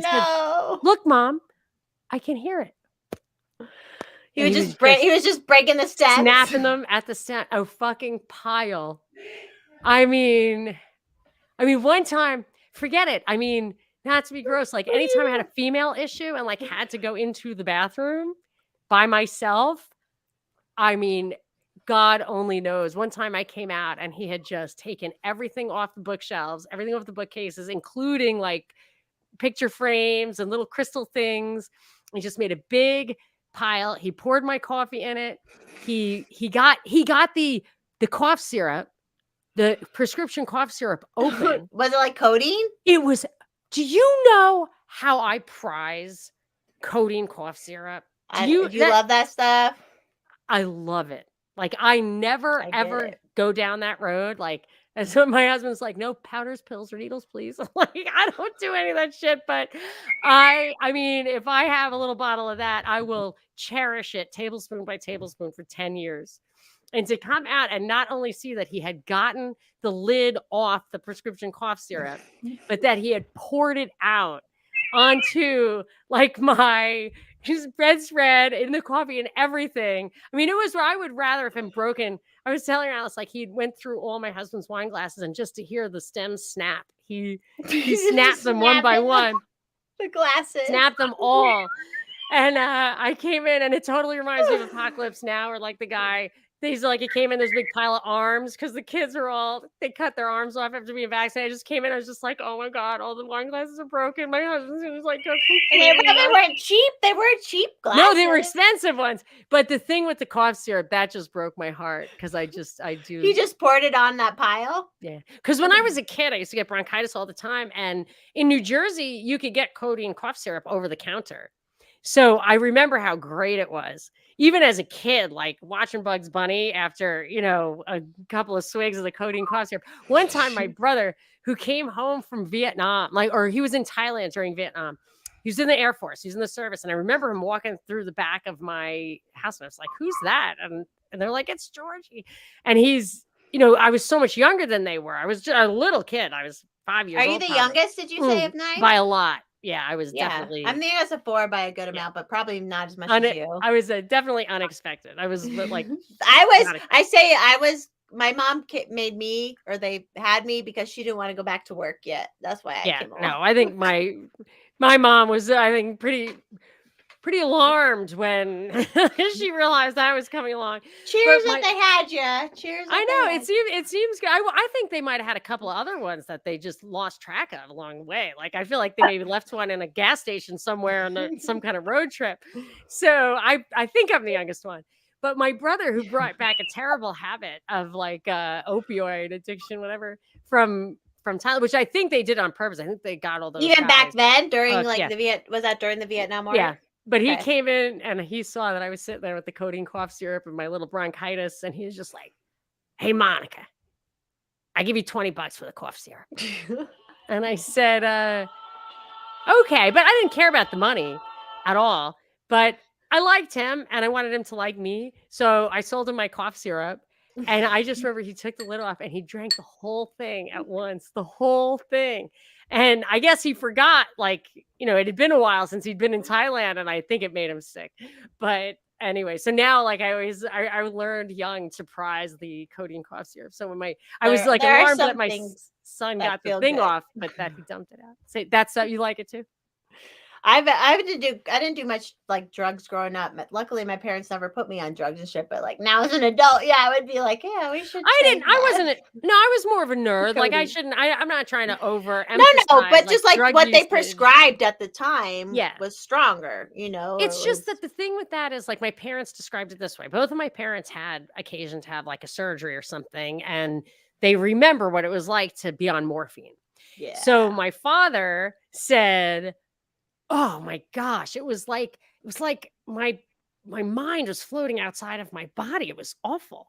And my mother said, oh, it was like my mind was floating outside my body. It was wonderful. The first time I saw my mother, she's had new hips and new knees. And I remember one time she was on morphine, she's doing the button at the hospital. And she was saying the craziest stuff. And at that point, like, she had never shown her crazy side ever. My parents didn't drink or nothing growing up. And then I was like, oh, yeah, like, you're crazy too. Like, I busted. Yeah. At that point, I had been smoking weed and stuff. So I, like, understood you're, getting weird. So I was like, but that's a very dangerous one. Like, because I did have drug addict. I actually should clarify. My oldest brother was a drug addict and got an AIDS test. He had no symptoms whatsoever. They gave him AZT and he died. And then in the 80s, during that 90s. Whole thing with Fauci, motherfucking Fauci. I absolutely hold Fauci responsible for his death because it was not clinically recommended to give somebody like my brother who had no symptoms whatsoever. And hepatitis is 100% gives you a false AIDS test. So he had hepatitis. So there was absolutely whatever. That's what it Anyway, was. whatever. So, and then my sister was also a heroin addict and she died with a needle in her arm from fentanyl and stuff. So I joke around like I like the codeine cough syrup, but I don't You really can be mess real. around with that stuff. That's better though to be real about it and then be No, but I honest and don't. real about it. That stuff it just makes you Oh, makes you stop breathing. Like you've got to really. Even like some powders nowadays, I'm like, Well, it had I'm fentanyl. Like nervous. she died from fentanyl. There was fentanyl in that. Was it heroin. in the heroin? Yeah, like that's what they say. Even if you get some blow or whatever, like Why if they they're mix, putting downers in? I don't think Coke? they're mixing it necessarily. But if they also Yeah. sell that, like, because I do follow Michael Schellenberger, the California guy he's running for governor in California. Oh, is he the super awake guy? Yeah, he used to my work for son is always thinking, Soros. like, where's that guy? Where's that guy? Like he's not on the ballot. I'm like, I think No, he's he's somewhere on there. very like, and he talks. Yeah. He actually goes and talks to the fucking drug. He knows the whole situation That's cool. out there, where it's everywhere too. Where like the money the government is making off of people, and why there's all these open air drug markets, because he knows. It's Michael Schellenberger on Twitter. Maybe I can interview him. Yeah, you should. You actually should. He's very smart, and he actually literally will admit he used to work for Soros. Like he used to actually have money from Soros. That's such a red flag. But that freaks me out then. But like if you look at his stuff now, what he wants to do, it's like he calls it, because he was on Rogan a couple of times and he like calls it out, where like he doesn't work for Soros anymore. He's not getting any money, but he's like, that's what's going on, is all these Soros fucking DAs and all this shit's going on. And like he really researched it, and he actually talks to the fucking people too, that's what you need to do, right? Like, yeah, this Soros is in there with the DAs. It's wild. It's wild. And they really did that here. Yeah, in LA, and like it's what the fuck? It's going, and I think it's going on everywhere where he got these fucking idiots in. Even like I have a friend here in Denver. She became a Denver city and county attorney, and she wanted to be a judge so bad and all this. And she's black. And then like, I'm like, with all the COVID shit, she turned, and I was like, I can't be your friend anymore, which sucks. Like, doesn't that suck? Yeah. She's trying to make you read White Fragility. We were friends for like 7 years, and our races never. The only time our races came up was just like joke about how she's brown and I'm white, and I would celebrate. She's Jamaican, so we would celebrate Jamaican Independence Day like that was all our, like, we were just best friends. And then all of a sudden during 2020 she moved down into Denver. I still need to figure out, because her husband just texted me the other day. Yeah, she came from Jamaica and she thinks this place sucks. And then she's like, have you read White Fragility? I like Jamaica, but I feel like you're just like, yeah, I get it. There are issues, but like, well, don't tell me to read White Fragility. Like, I know what the fuck's going on with all that bullshit. Like, don't. And she made her. Oh, she's on. Well, I don't know if they're still together. I'm gonna find out. But she was on her second white husband. And like all that. And then she was like, oh yeah, I made him read it. You should read it too. And I'm like, I'm not fucking reading that. Like, are you? I mean, I would read it just to call it out, but I'm inferring from the title that it means something that I probably wouldn't agree with, and I would throw at it this stat and wonder if it counters. It's a white fucking racist bitch who wrote it, saying that everybody who's white is a racist bitch, and I'm like, I'm not a fucking. But fragility means that like I don't know, but all I know is that 7 out of 10 suicides are white males. Yes. Yeah, and I just. I don't know how, and that's always been the case for as long as I've ever noticed that statistic and could find it. And it's not about losing privilege or anything. I think it's about a tremendous amount of pressure. Like, these are the guys who are getting the fucking vaxes and don't want them, Yes. Like, I'm not saying that's a race thing. I'm just saying like the reason that men have, I think that it's just overwhelming sometimes. Well, men are the most like family annihilators is men, probably white men. Like, shit, Chris Watts out here not too long ago. Like, that shit happens. Like, So my Sunday stream is with a guy named Hex Celery on Twitter, and he's 6'8". Was he really that tall, Alice? Was he 6'8"? Like, is he 6'8"? Tall, dude. Really? So he's a tall black man. And so he went to Alice's house for a party, and Alice introduced him and was like, "Oh yeah, I met him on white supremacy Twitter. And he's our leader." And he's a 6'8" black dude. Like, Did he have to duck to get through? He has to duck. So tall. He's kind of skinny though, right? He's kind of skinny. He's not like skinny. He's huge. But we live in like an old bungalow style house, so we have like those archways through every area. Yeah, right. Yeah, like when he first came in, I'm like, you better duck, because we have a friend that is 6'4", and like he has to duck at part of our house. And so when they got to meet for the first time, I was like, oh, there's finally somebody here taller than you. Yeah. And this guy's girlfriend was like, I've never seen him have to look up to anybody before. And he really had to look up. So does this guy live in Ohio? Yeah, Hex. So I'll message you his. He's really fun to follow because he just recently especially did a really long thread. We're pro gun on my Sunday stream. We always like show our guns and stuff. And like Hex really dug into the very first gun control laws happened in Virginia, and it was because they were trying to control the Negroes. That was all it was about. It was about controlling the black people. And so like he's like, fuck y'all, like we have guns. So but Hex and Alice have hung. I always laugh because Hex has been my co-host for a long time, and then me and Alice started, and then they get to hang out in real life, but I don't get to hang When out. I was on the radio in Georgia, I had a caller. I actually like stopped taking his calls after that because he got on the radio and he said that same thing. He's like, I'd be against gun control, but you know, it was literally invented for black people. That was like in America. This guy was advocating it for that reason. I was just like, oh yeah. So what's your history? Where were you on? You were on radio first, right? Yes, I was not in broadcasting or anything. You do have a good voice, though. You're Thank so fun you. to listen to. It's good enough. Chicks are hard to get. Like, there's something about that high voice that's very hard on the radio. Or nasally. Like, I'm so nasally. So mine is just borderline, I think. Voice. What? I hate my voice. You hate your voice. It's just, and I know that my voice is barely I apologize to my husband because I'm like, I'm so sorry. No, it's fine. To listen to my voice. No way. No, it's completely fine.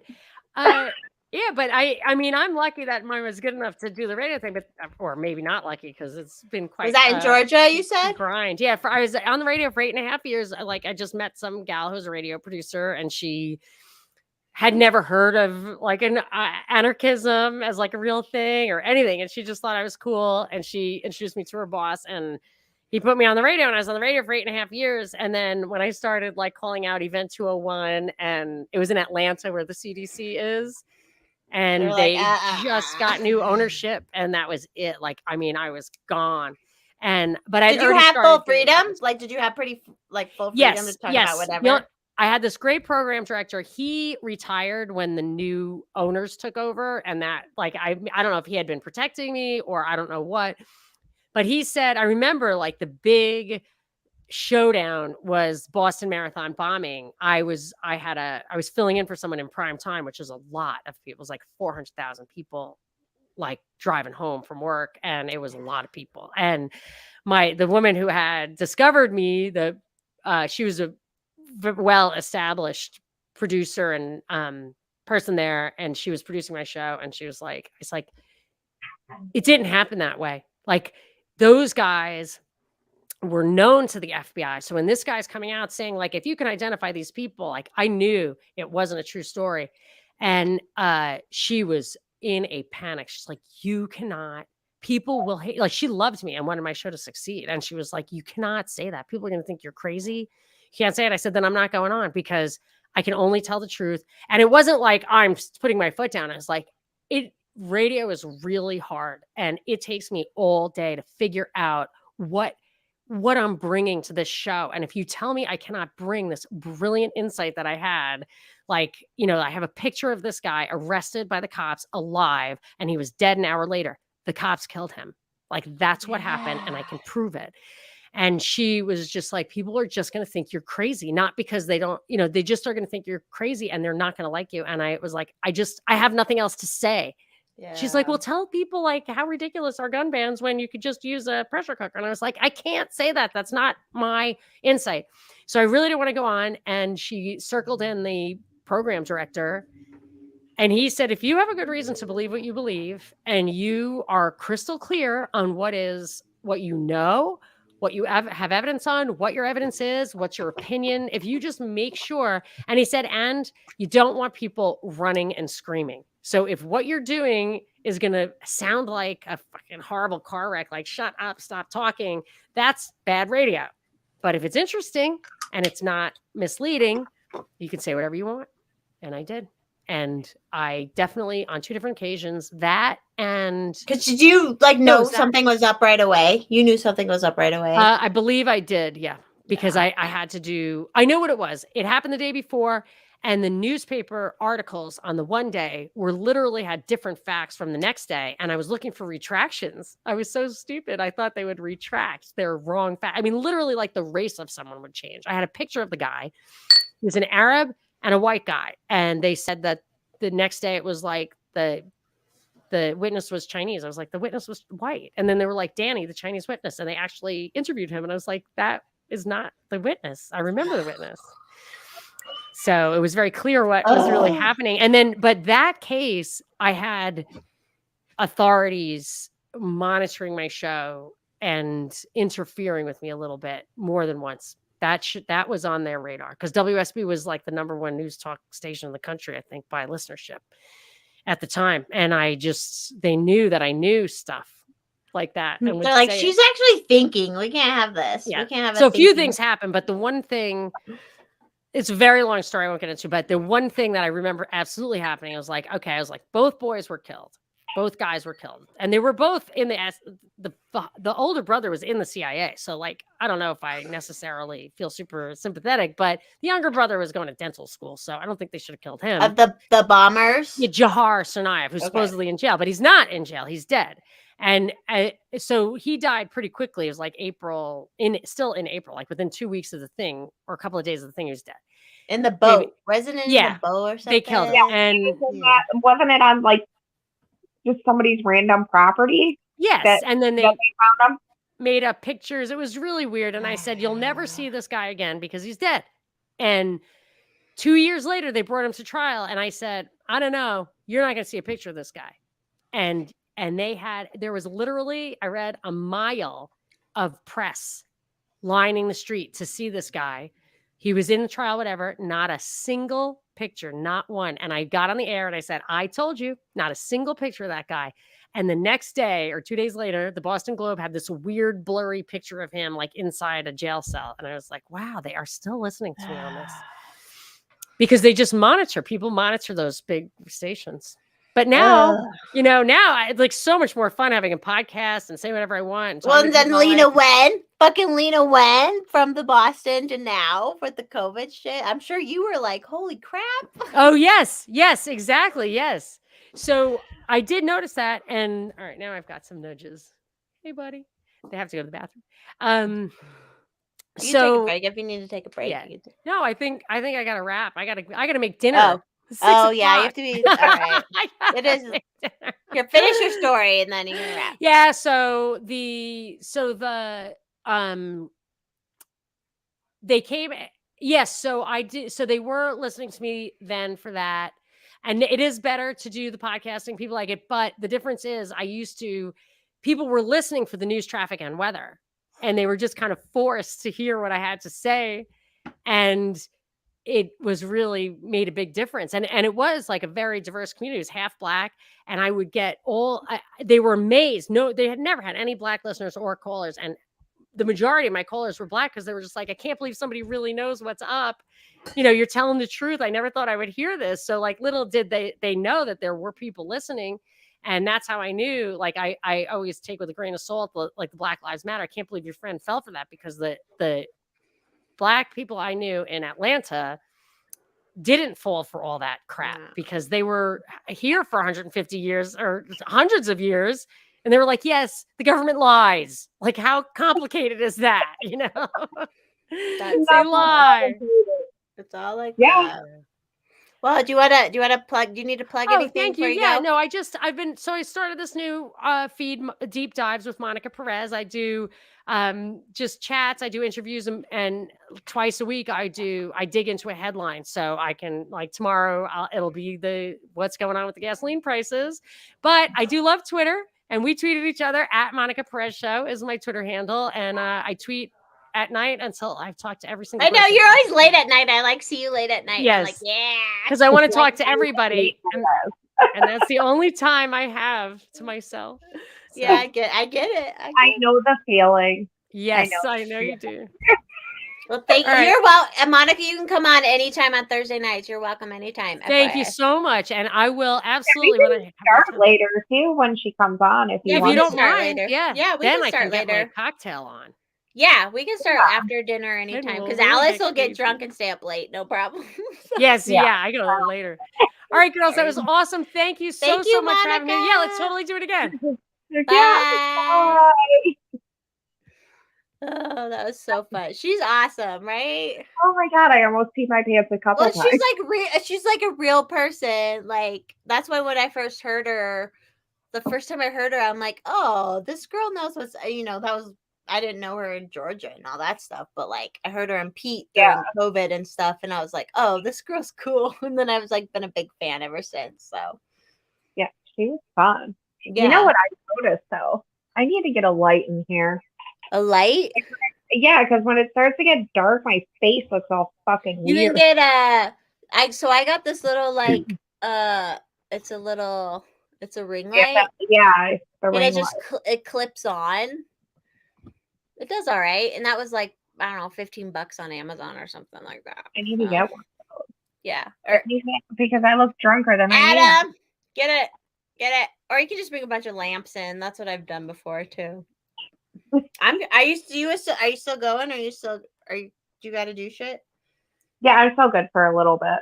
Then I Yeah. have to I put can go for like let's go for 15 more minutes. Is that good? That's good. Then I gotta put the babies to bed. Yeah, I know. Well, it's 9:15. We can go now. We can cut it now if you want to. I'm good. Oh my god, the other kitty's in here, and I want to. Which one, the gray one or the other orange one? No, the other big orange one. He's so cute, but I think if I pick him up, he'll claw me. Oh, like he's kind of nasty. Hey, Boosted. Okay, here he is. So he's smaller. Oh yeah, he's not as nice as the other one. I can tell right away. He's more orange. He's more orange. Yeah, he's so sweet. He doesn't like to be held, but he's the sweetest little kitty. I love him so much. Like when you lay on the couch, does he come over and snuggle and stuff? Yeah, and then him and one of the other cats had like a little cold, but he had it worse than the other cat. And usually he sleeps with my daughter, but he was sleeping with me and my husband when he was sick. Like it was like he's like, I'm sick and I want my mommy and daddy. It was like so cute. We always get so mad because the indoor outdoor neighborhood cat that was here before Sarah. Where the fuck is she? But anyways, before I got that kitty, there was this gray cat, and he was such a snuggly cat. Like if you sit on the couch, he had to be on your belly and like had to be on your body. He's one of those cats. Yeah. And my cat, this feral kitten, she's sweet and stuff, but like she's not like that. No, and I'm like, I need a sweet cat again. I want a sweet cat. Yeah, you need to like when you do get that house, or you're officially in that house. When we move in there, yeah. You need to go to the shelter and just take your time. Or find that nice little kitty that's so snuggly. The lady who found Sarah and the mother and the 3 kittens that came with Sarah, and she kept one of the kittens, gave another, and then I took one. They're Sarah, who's Seal Point. The brother was gray stripes, and then the sister was black, and the mom's black with long hair. So cats are weird about that shit. Anyway, so everyone's like, she's a Siamese. I'm like, no, she's not. Like, she's not. She's definitely not. What's that with the B? Am I thinking of the right one? Like B? Burmese? or I something? think they're kind of the seal point black on their nose and stuff. So, but they have, even since then, because they're out in the country down by my forest house, they've even rescued another kitten since then, because another kitten, and it wasn't from that mom, because they neutered that mom and like they take care of her. They neutered her and like let her live in the barn and stuff, but so she can't have any more babies, Sarah's mom. But then they found another black kitten at one point. Like, I'm like, kittens just show up sometimes. Like, They so do. I'm like, yeah, I'm like, once we let her down, because she's gonna fucking love it, because she loves. So this is a tri-level. Do you know what tri-level houses are? Where it's like, there's stairs and then there's one level. Yeah. So she like, she has a whole fucking route. Like, she does a whole fucking route, you know. And I'm like, oh, I can't wait to get her to the other house, because it's like huge. It's a huge fucking house. She's gonna run the hell all over it. But I'm like, we need more cats, and I might even do. I know they might get killed by hawks and owls and stuff, but I might do where you can save barn cats and feral cats, and do that too, because They'll why be not? better off. Why not? Like, and if nature takes them out, nature takes them out. Like, And I know that's hard, obviously, because we have 4 barn cats. One of them died, shit and then happens. two of them moved. Yeah, you haven't seen that one for a while, right? So we keep seeing the one, but we haven't seen Sue. We haven't seen a gray cat in a while. But I'm telling you, it is the same people that took my cat when I was younger. They took my cat, and like her and my mom ended up talking, and my mom's like, "Yeah, that was our cat," you know. That's why, like, when that indoor outdoor cat came here, I was like, we have to let him out all the time, because he's not technically our cat, you know? But then, like, he just chose, he always he always could go in and out, but like, they just choose places sometimes, and that's fine. But I'm like, and I found I don't know if you saw my video on Twitter, I found a chest bone, and it's either from an owl or hawk. And so there's all these hawk nests that have been on that property for a while, but then for a long time the hawks were gone, and then it was great horned owls, which is cool. They're cool too, you know. And then like, yeah, they're really cool, and they eat the mice and they eat the vermin. Like, they're really cool. But then now the owls are gone, and I found the hawk's nest, and there are at least 2 baby hawks, and that's great. But then I found that bone thing, and I was like, I wonder if the hawks ate the owls, because animals will eat everything. Animals, like I said, the gray, that cat, like, he got eaten by the hawk. I know for sure he got eaten by the hawk when I found his. Thank God I found his skull, and it had some fur on it still, so I like knew it was in his eyes. His eyes were still there. I was like, oh, this is gray. And we knew it was the hawks that did it, because they like, hawks are fucking crazy, and owls too. They're fucking crazy. Sorry, I'm drunk. Are you drunk? I'm drunk. Are you drunk? Yeah, I'm a little drunk. We can cut it. We can cut it off. Yeah, it's 9:30 by you. Yeah, you gotta get your babies to bed, huh? I'm probably gonna still drink though. Yeah, I'm probably still gonna drink. It's you. Why not? Why not? I Yeah, started. Why not? Thursday nights and Saturday nights have become like my mommy nights. Well, my not mommy nights. You know what I mean? Yeah, where you can get like, you're like, mommy might be a little silly tonight. But it works out perfect, because my husband would be like, you should join a bowling league, or you should do this, or you should do that. And I'm like, I don't want to, you know. But like, this gives me like something to do at a specific time every week, and I get to hang out with my friend, you know. So like, and I don't have to leave the house. Yeah, it's so comfortable. Oh yeah, although next week we might not do it. I don't know yet, but I'll let you know, because I have a friend in town. I'll drink no matter what. You're like, I'll drink anyways. We might be able to, it just depends. I'll let you know like 2 days before if we're gonna be able to do it or not. So yeah, it's not like, I mean, it's not like I like change my schedule. Well, yeah, it's not like I changed my schedule. I just tried drinking out of this, and there's literally nothing in it. Good Lord. It was like a party day, because Q came over, and I was like, well, I'm not gonna drink, but I partied a little. And then I had to take him home, or take him back to his truck, and now I'm back. But You know what All I right. wanted to ask you is the only day that Tactical streams Sundays. Yeah, he only does Like like he does. I've never noticed because usually it's just like I'll like go to listen to a song on YouTube and I'll be like, oh, Tactical's on. And I'm usually buzzed, but like I never really realized like what He day only is does it? the live stream. Yeah, he only does the live. Everybody go follow Terribly Tactical. He only he does a lot of videos that he'll post throughout the week. Yeah, And I watch his videos. yeah, but he only live streams that Sunday night. Oh. So Maybe whatever. like do one Saturday night a week because usually on Sundays and when I catch him, I'm like, I should not be doing this right now. I'll tell I him we should do like a week, but he works so fucking hard. Like it's crazy. Yeah, like if I told Adam you have to do it like a Saturday live stream, he'd be like, you're like, fuck you, the bitch. same thing. He like works so much. You know what I mean? Like, so yeah, like Saturday nights are like his time. Yeah. You know what I mean? He does physical work too. It's different when they like men do physical work. It's different. Yeah. Like it takes it out of them, you know? Yeah. But you know what I noticed? He's still not as lazy as some of these like white collared motherfuckers. Like No.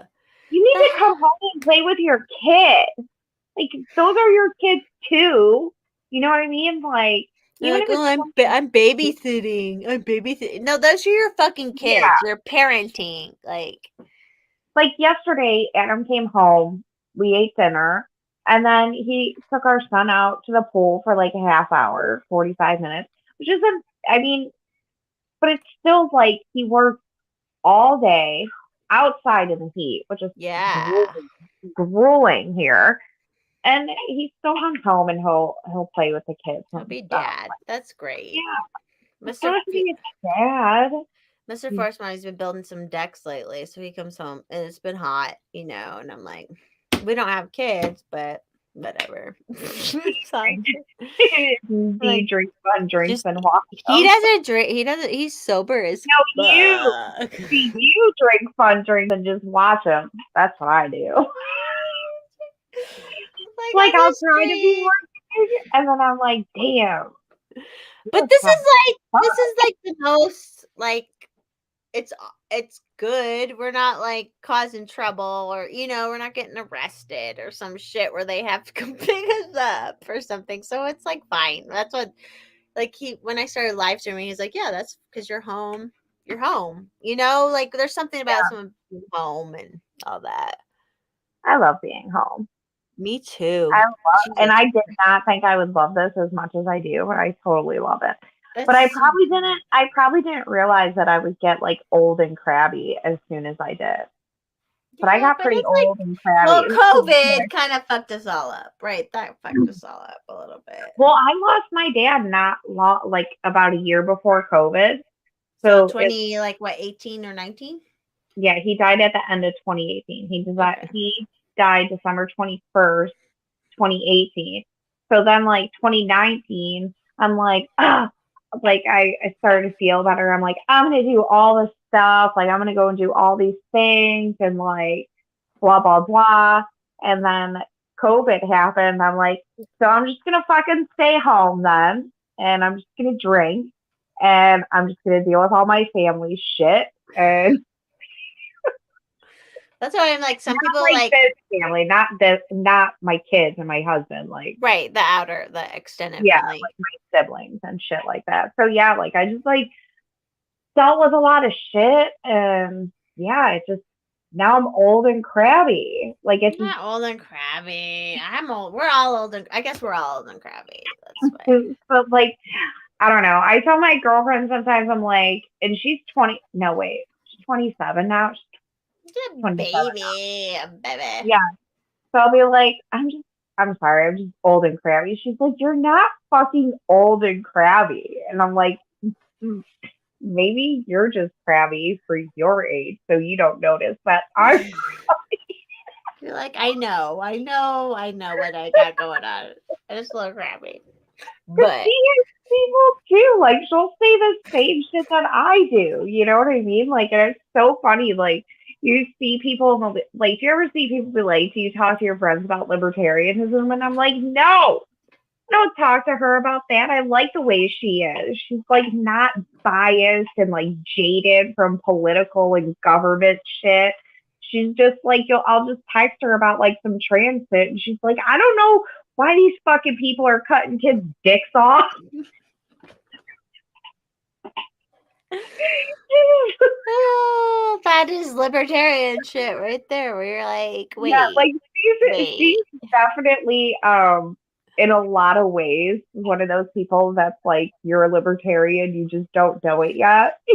Which I think like a lot of people fucking are. They You know, they really are, and that's why, like, especially in and Cleveland. I hate labeling it libertarian either, but it's So like do I almost want to say all we have. liberty-minded. Liberty minded, yeah, that's the best. Yeah, like I care about liberty. I don't get into all the like puritanism of libertarians, you know, like with Rand Paul, like they'll pick out like these things about him, and I'm like, I get it. Like there's things I've disagreed with him about it, but if he was the Republican nomination, I'd fucking vote for him. I would vote for Rand Paul. Right? I'd vote Yeah. for And I get that. Like we were talking about the Florida thing where a lot of people are like, we don't like that there's a libertarian running because we have DeSantis. And I'm like, I get it. Still vote for DeSantis. It's fine. JVP. But at the same time, I guess I'm not gonna tell people what to do.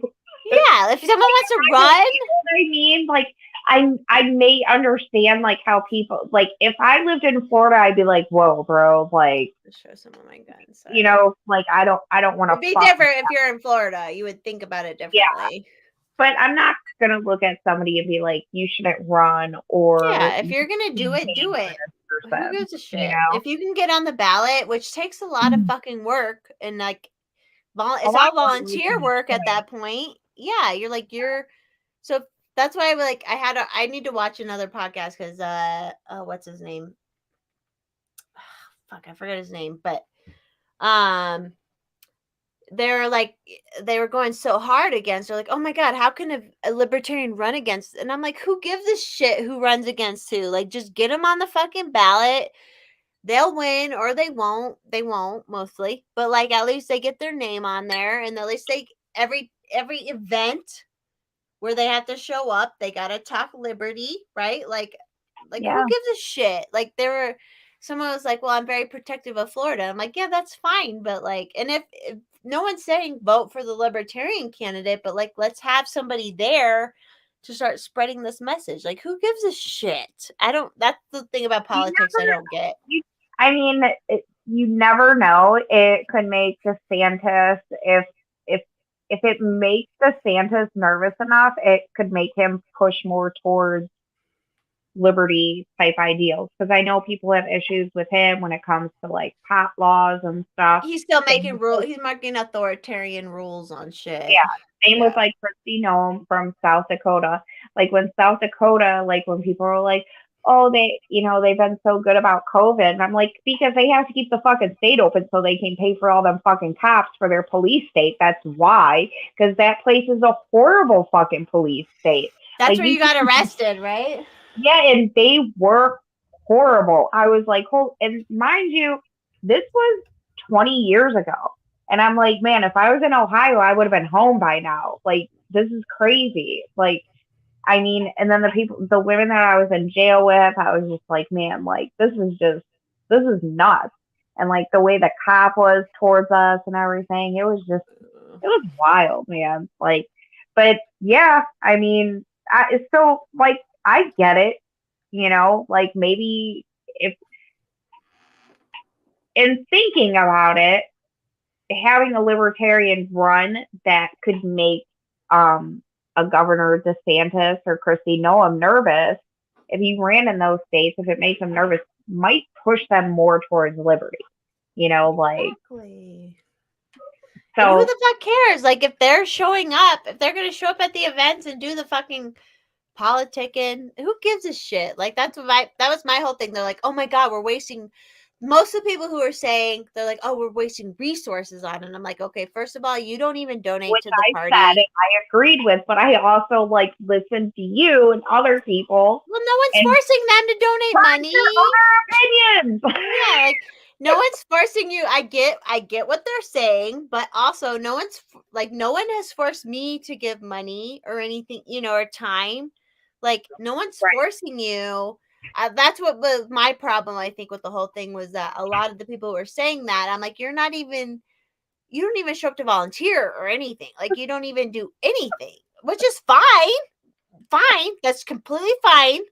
But like, why do you think you have a voice in this? Like, that's, and the whole thing with Florida too, especially, I was like, well, you should have went to the fucking Florida Libertarian Convention and said we shouldn't run anybody, or that was where you should have brought that up, or like, Right.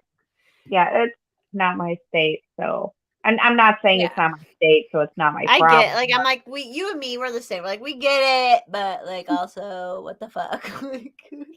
Yeah, like we could use a libertarian candidate in Ohio because we have Mike. You might have some. You might have a handful.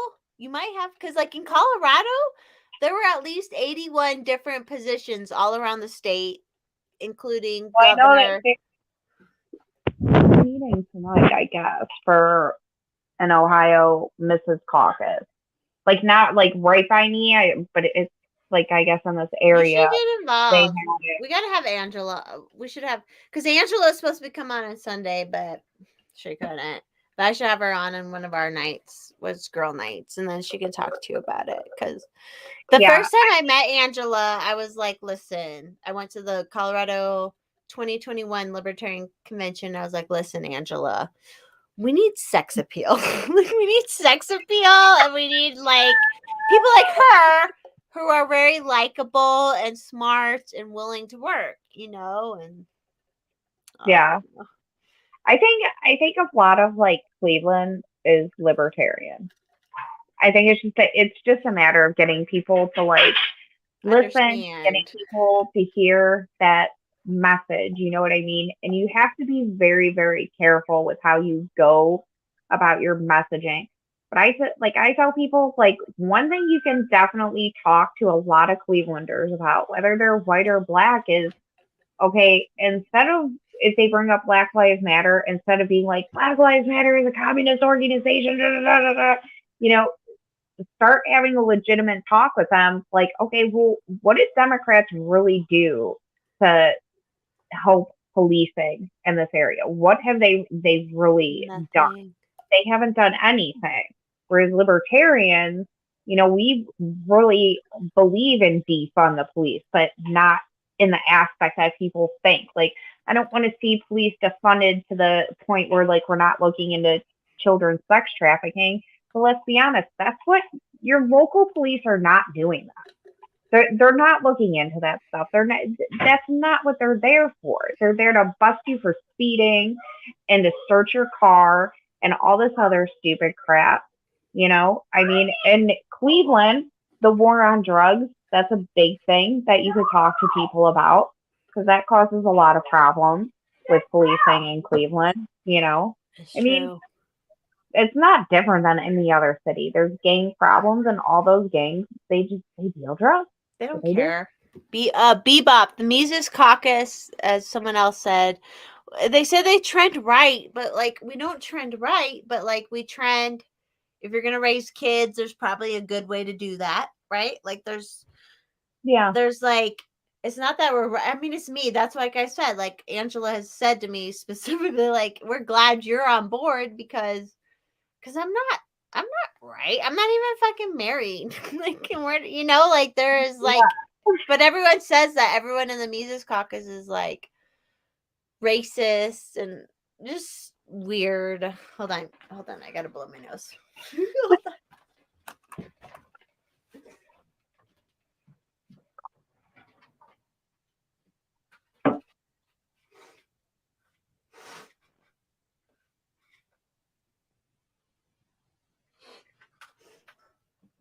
Hi, Gigi. Hey. That's what's been so funny about all this shit the last 2 years. I had friends calling me alt-right, and I'm like, I left home at 17 because I was a strong, independent woman. You know, like I was very, and I'm still like, live your life. But there are certain things like maybe your kids shouldn't be told from the right or left sex stuff, right? Like there are these Right. things like because I experienced that growing up. That's why I think I'm a good like candidate because not candidate for like running or anything, but just like that my mind is in a good place because I understand like I just understand like how religious people get weird about sex and now all these people are being fucking so weird about sex on the left and like but like I kind of get it and why it's this whole pendulum, you know, like It's but just that, everyone's yeah, it's the pendulum always swinging. yeah, and they always say it's like this is but we've talked about this before too, especially like sexual abuse and stuff. It's like the minute you say only one this group of people does it, you're fucked. Like you have to be able to say it is a human thing that anybody will fucking do. Yeah, it Anybody. doesn't matter what party you cover, and that's so weird. Like, I see the Republicans say it, I see the Democrats say it, and it's like, I mean, I'll, How can we fix it when you say that? When you politicize it, how can we fix it? yeah, it doesn't, like, it's so weird to me that people do that. Because, I mean, it happens in every single political party, whether you're Democrat, Republican, it happens in libertarians, it happens in the Green Party, it happens in every single party, just the way it happens in every single religion, you know, like, but yeah, both sides they just want to freaking yell at each other. And I think most people are just normal people, just We're looking at both normal. We're all sides. normal. We're Yeah, like you're just crazy. Like I don't think I'm that.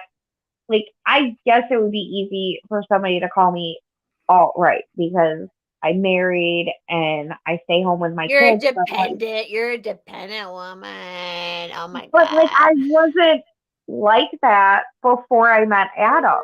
You know, like I was not like if you would have told me 15 years ago you're gonna be a stay-at-home mom that homeschools her kid, I would have fucking laughed.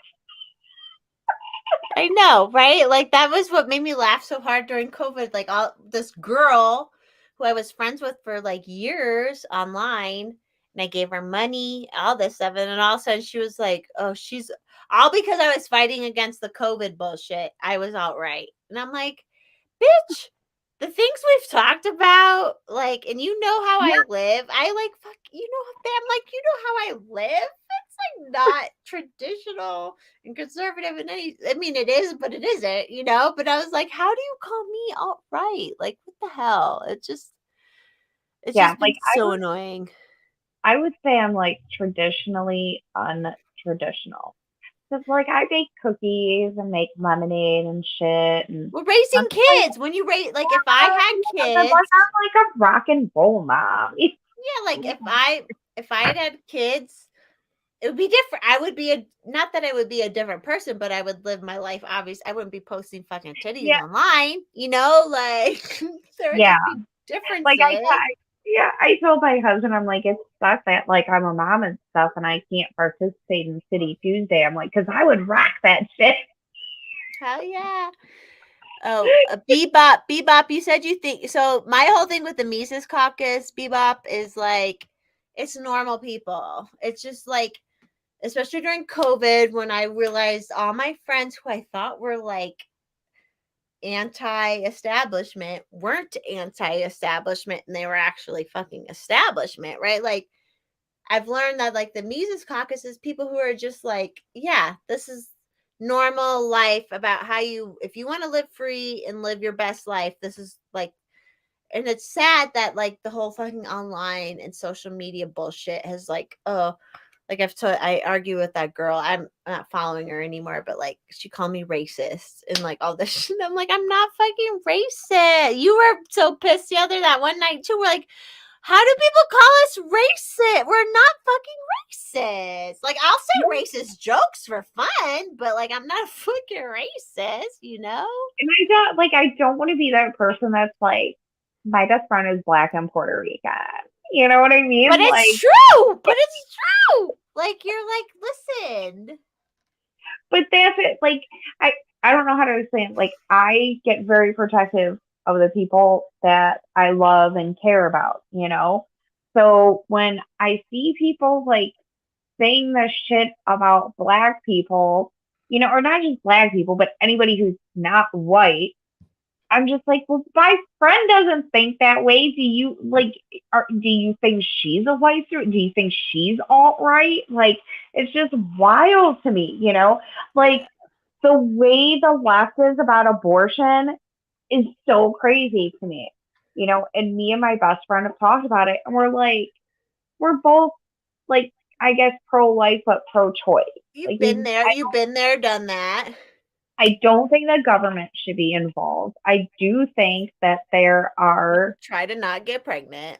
yeah, but like even like people like the right will be like, well, you can't use rape as a reason, and I'm like, well, listen, it's still kind of a reason, and if you have to make a woman prove that she was raped, then she has to wait weird. longer, Yeah, it's like a weird. and then the baby just grows more. So then that would be a forced. That's legitimately a forced freaking pregnancy. Yeah, it's hard when like it's a hard thing, but like what people are focusing on is not what we should be because like did you see those girls who were protesting and they're like young and they're like they were dressed up and all and they have blood and all and I'm like just don't get fucking pregnant, you dumb shits. Like I don't know, you can try very hard to you don't even have to try very hard to not get pregnant, but it's like it happens. Yes, it happens. Different times. There are things that I wish my mom would have talked to me about that she didn't. But I think my parents were just like, well, if you have sex before marriage, just use a condom, you know? And like, yeah. I was young. I didn't realize everything that was like going on. Well, you don't even know. They don't even teach women that there's like 4 days or whatever, those couple days a month where you can really get pregnant versus the rest, you know? And now they have apps that can track that. Although, you know what's creepy about that, though? You know what's creepy about that is the government can get a hold of all that information. That's really weird. And then be like, oh, you didn't post or you didn't like put in that you had your period. So are you pregnant? That's what I get worried about is that shit. That's why I never got like a Fitbit or any of that because I'm like, I don't want them to fucking know. Oh my God, I got one of those calorie counters. But I get it. That's like I get it. And I'm like, but that's what I'm also like, why are there's all these weird okay, I have a weird life, right? But I'm still like, who are all these fucking ugly girls that are they're ugly girls who are protesting. They're ugly. I'm sorry. They're ugly. And they're out protesting in front of Amy Coney, you know, her house, the Supreme Court justice. Yeah.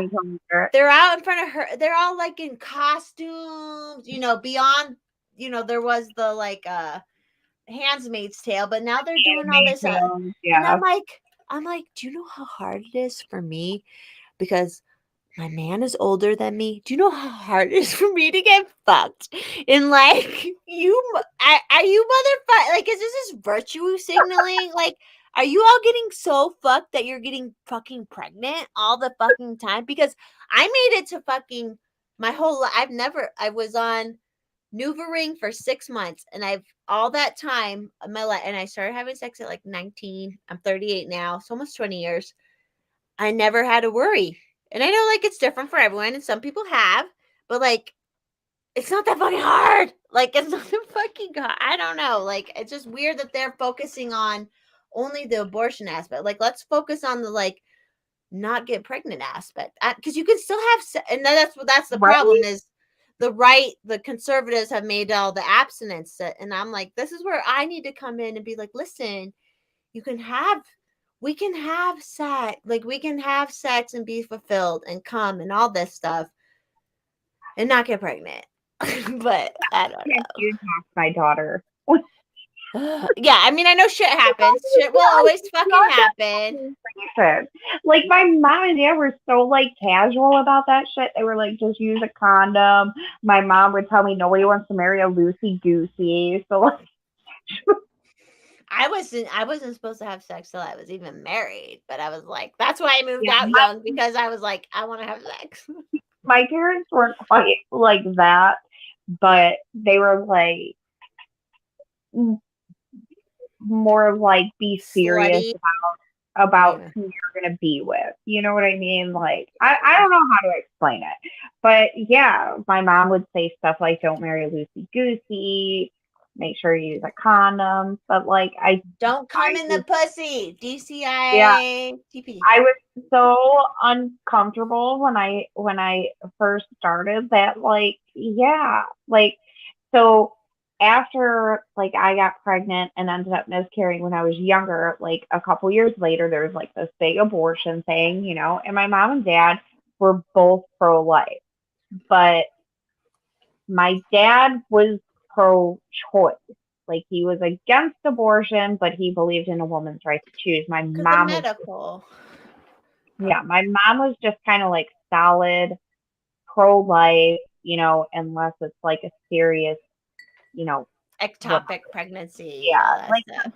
something like that, you know. But my mom was very like that, and they asked me like, you know, like what do you think could help, like, and I'm like education, like they like, and I'm like I know it's an uncomfortable conversation to have with your kids. I'm like, but I think you need to be at least be open to like maybe they learn it in school, maybe you send them to it. I don't know. I'm like, but it's just I told my The parents, I'm like, biological shit you can teach them. Be like, this is this is the biological shit we know. You but it's know, I think it's very very uncomfortable it for is young girls when for parents. yeah when they start into that whole aspect Like of I got beat. Like I said, I got beat because I was masturbating so young, but I didn't let it bother me. I was like, no, no, no, no. I don't know. I know you're mad at me right now, but this is more important. I'll just hide it.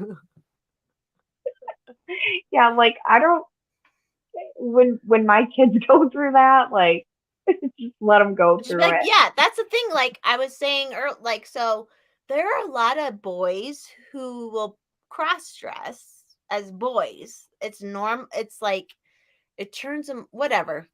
Men are weird, right? If it turns them on, Right. whatever the fuck, they're boys.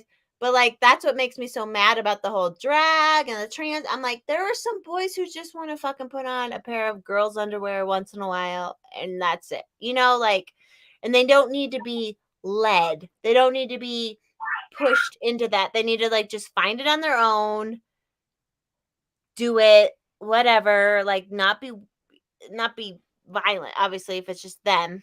If it's just them on their own, who gives a shit, right? Like that's what me, Mr. Forstman, we were talking the other night because we're like, because I have a ton of trans-ish friends and cross-dresser friends, and they're like, it's I don't like it. Just sucks that it's being pushed on kids right now because I got it from the right where it was pushed that Right. I shouldn't know my own body. I shouldn't know that this thing feels good that I'm doing, right? Like all they had to say was like, just do it on your own. And then you know what? I'm gonna have to edit this out later. But like when I was like, I don't know, 13 or so, I found a vibrator in my mom's room.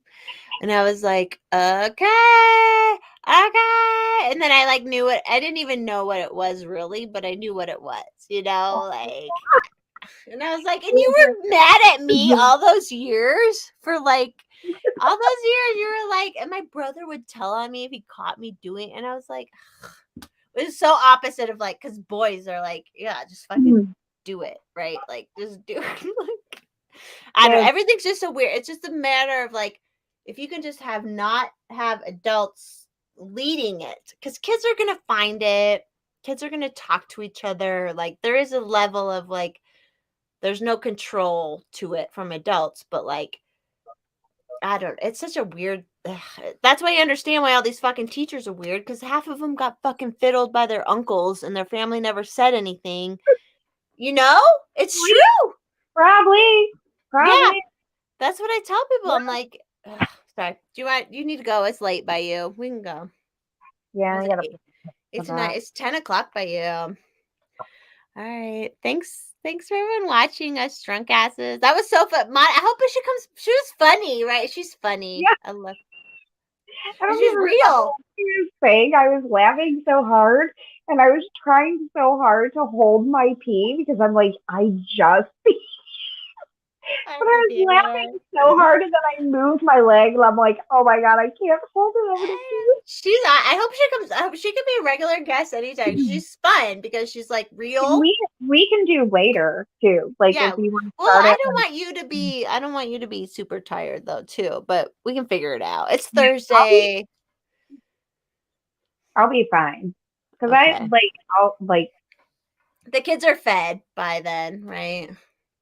Yeah, and then hubby can take care of them and stuff. I might have to step off just to put them to bed. But yeah, we could like if she wants to come on again, that'd be cool. We can start at like 9 or something because that would be 9 your time, so 7, 6 her time. Yeah, that would probably be fine. Better.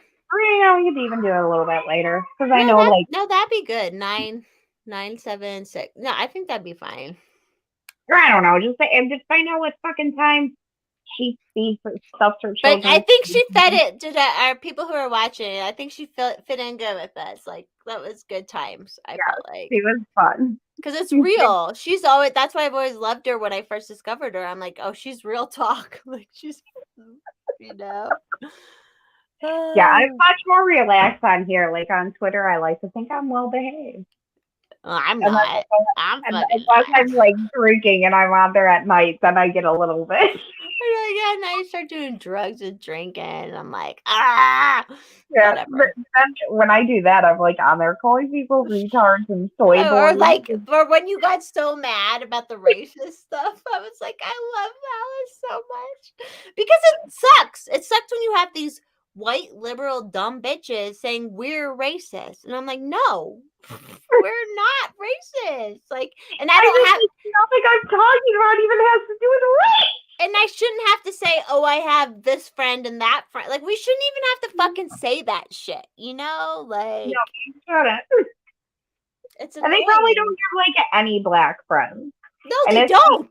So I found out in Ohio, East Side, like if you're black and you're from the eastern suburbs of Cleveland, you're different than the suburbs part.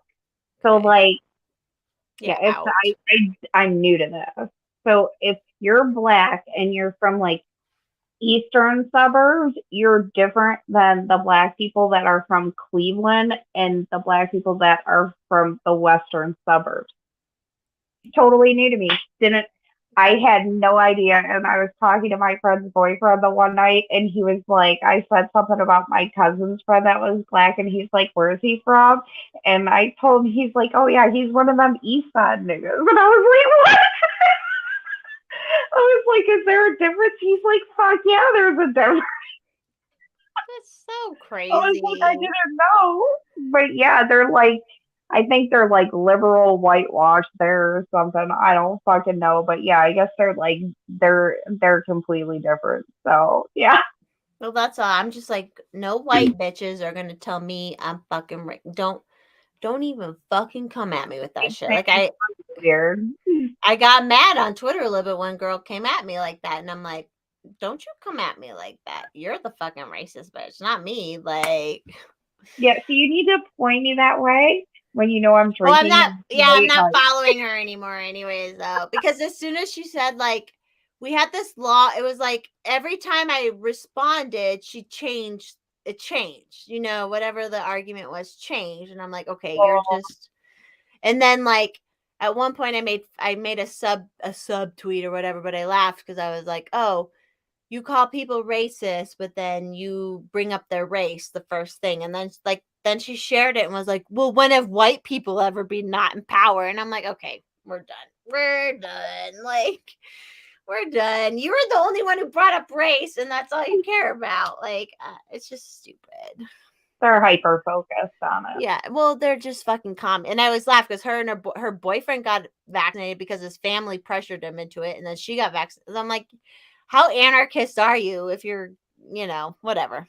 All right. Thanks everybody for watching. We almost did 3 hours. That's crazy. Oh my god. All right. Well, I'll hopefully do we'll a get. celebration dance on the breezeway later.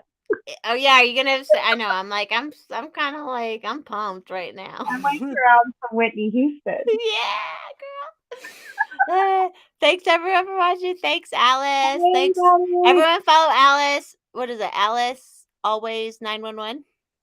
Something like that. Yeah. I changed it. She's on Twitter. And then Monica Press. All right, bye everybody. Love you. Bye.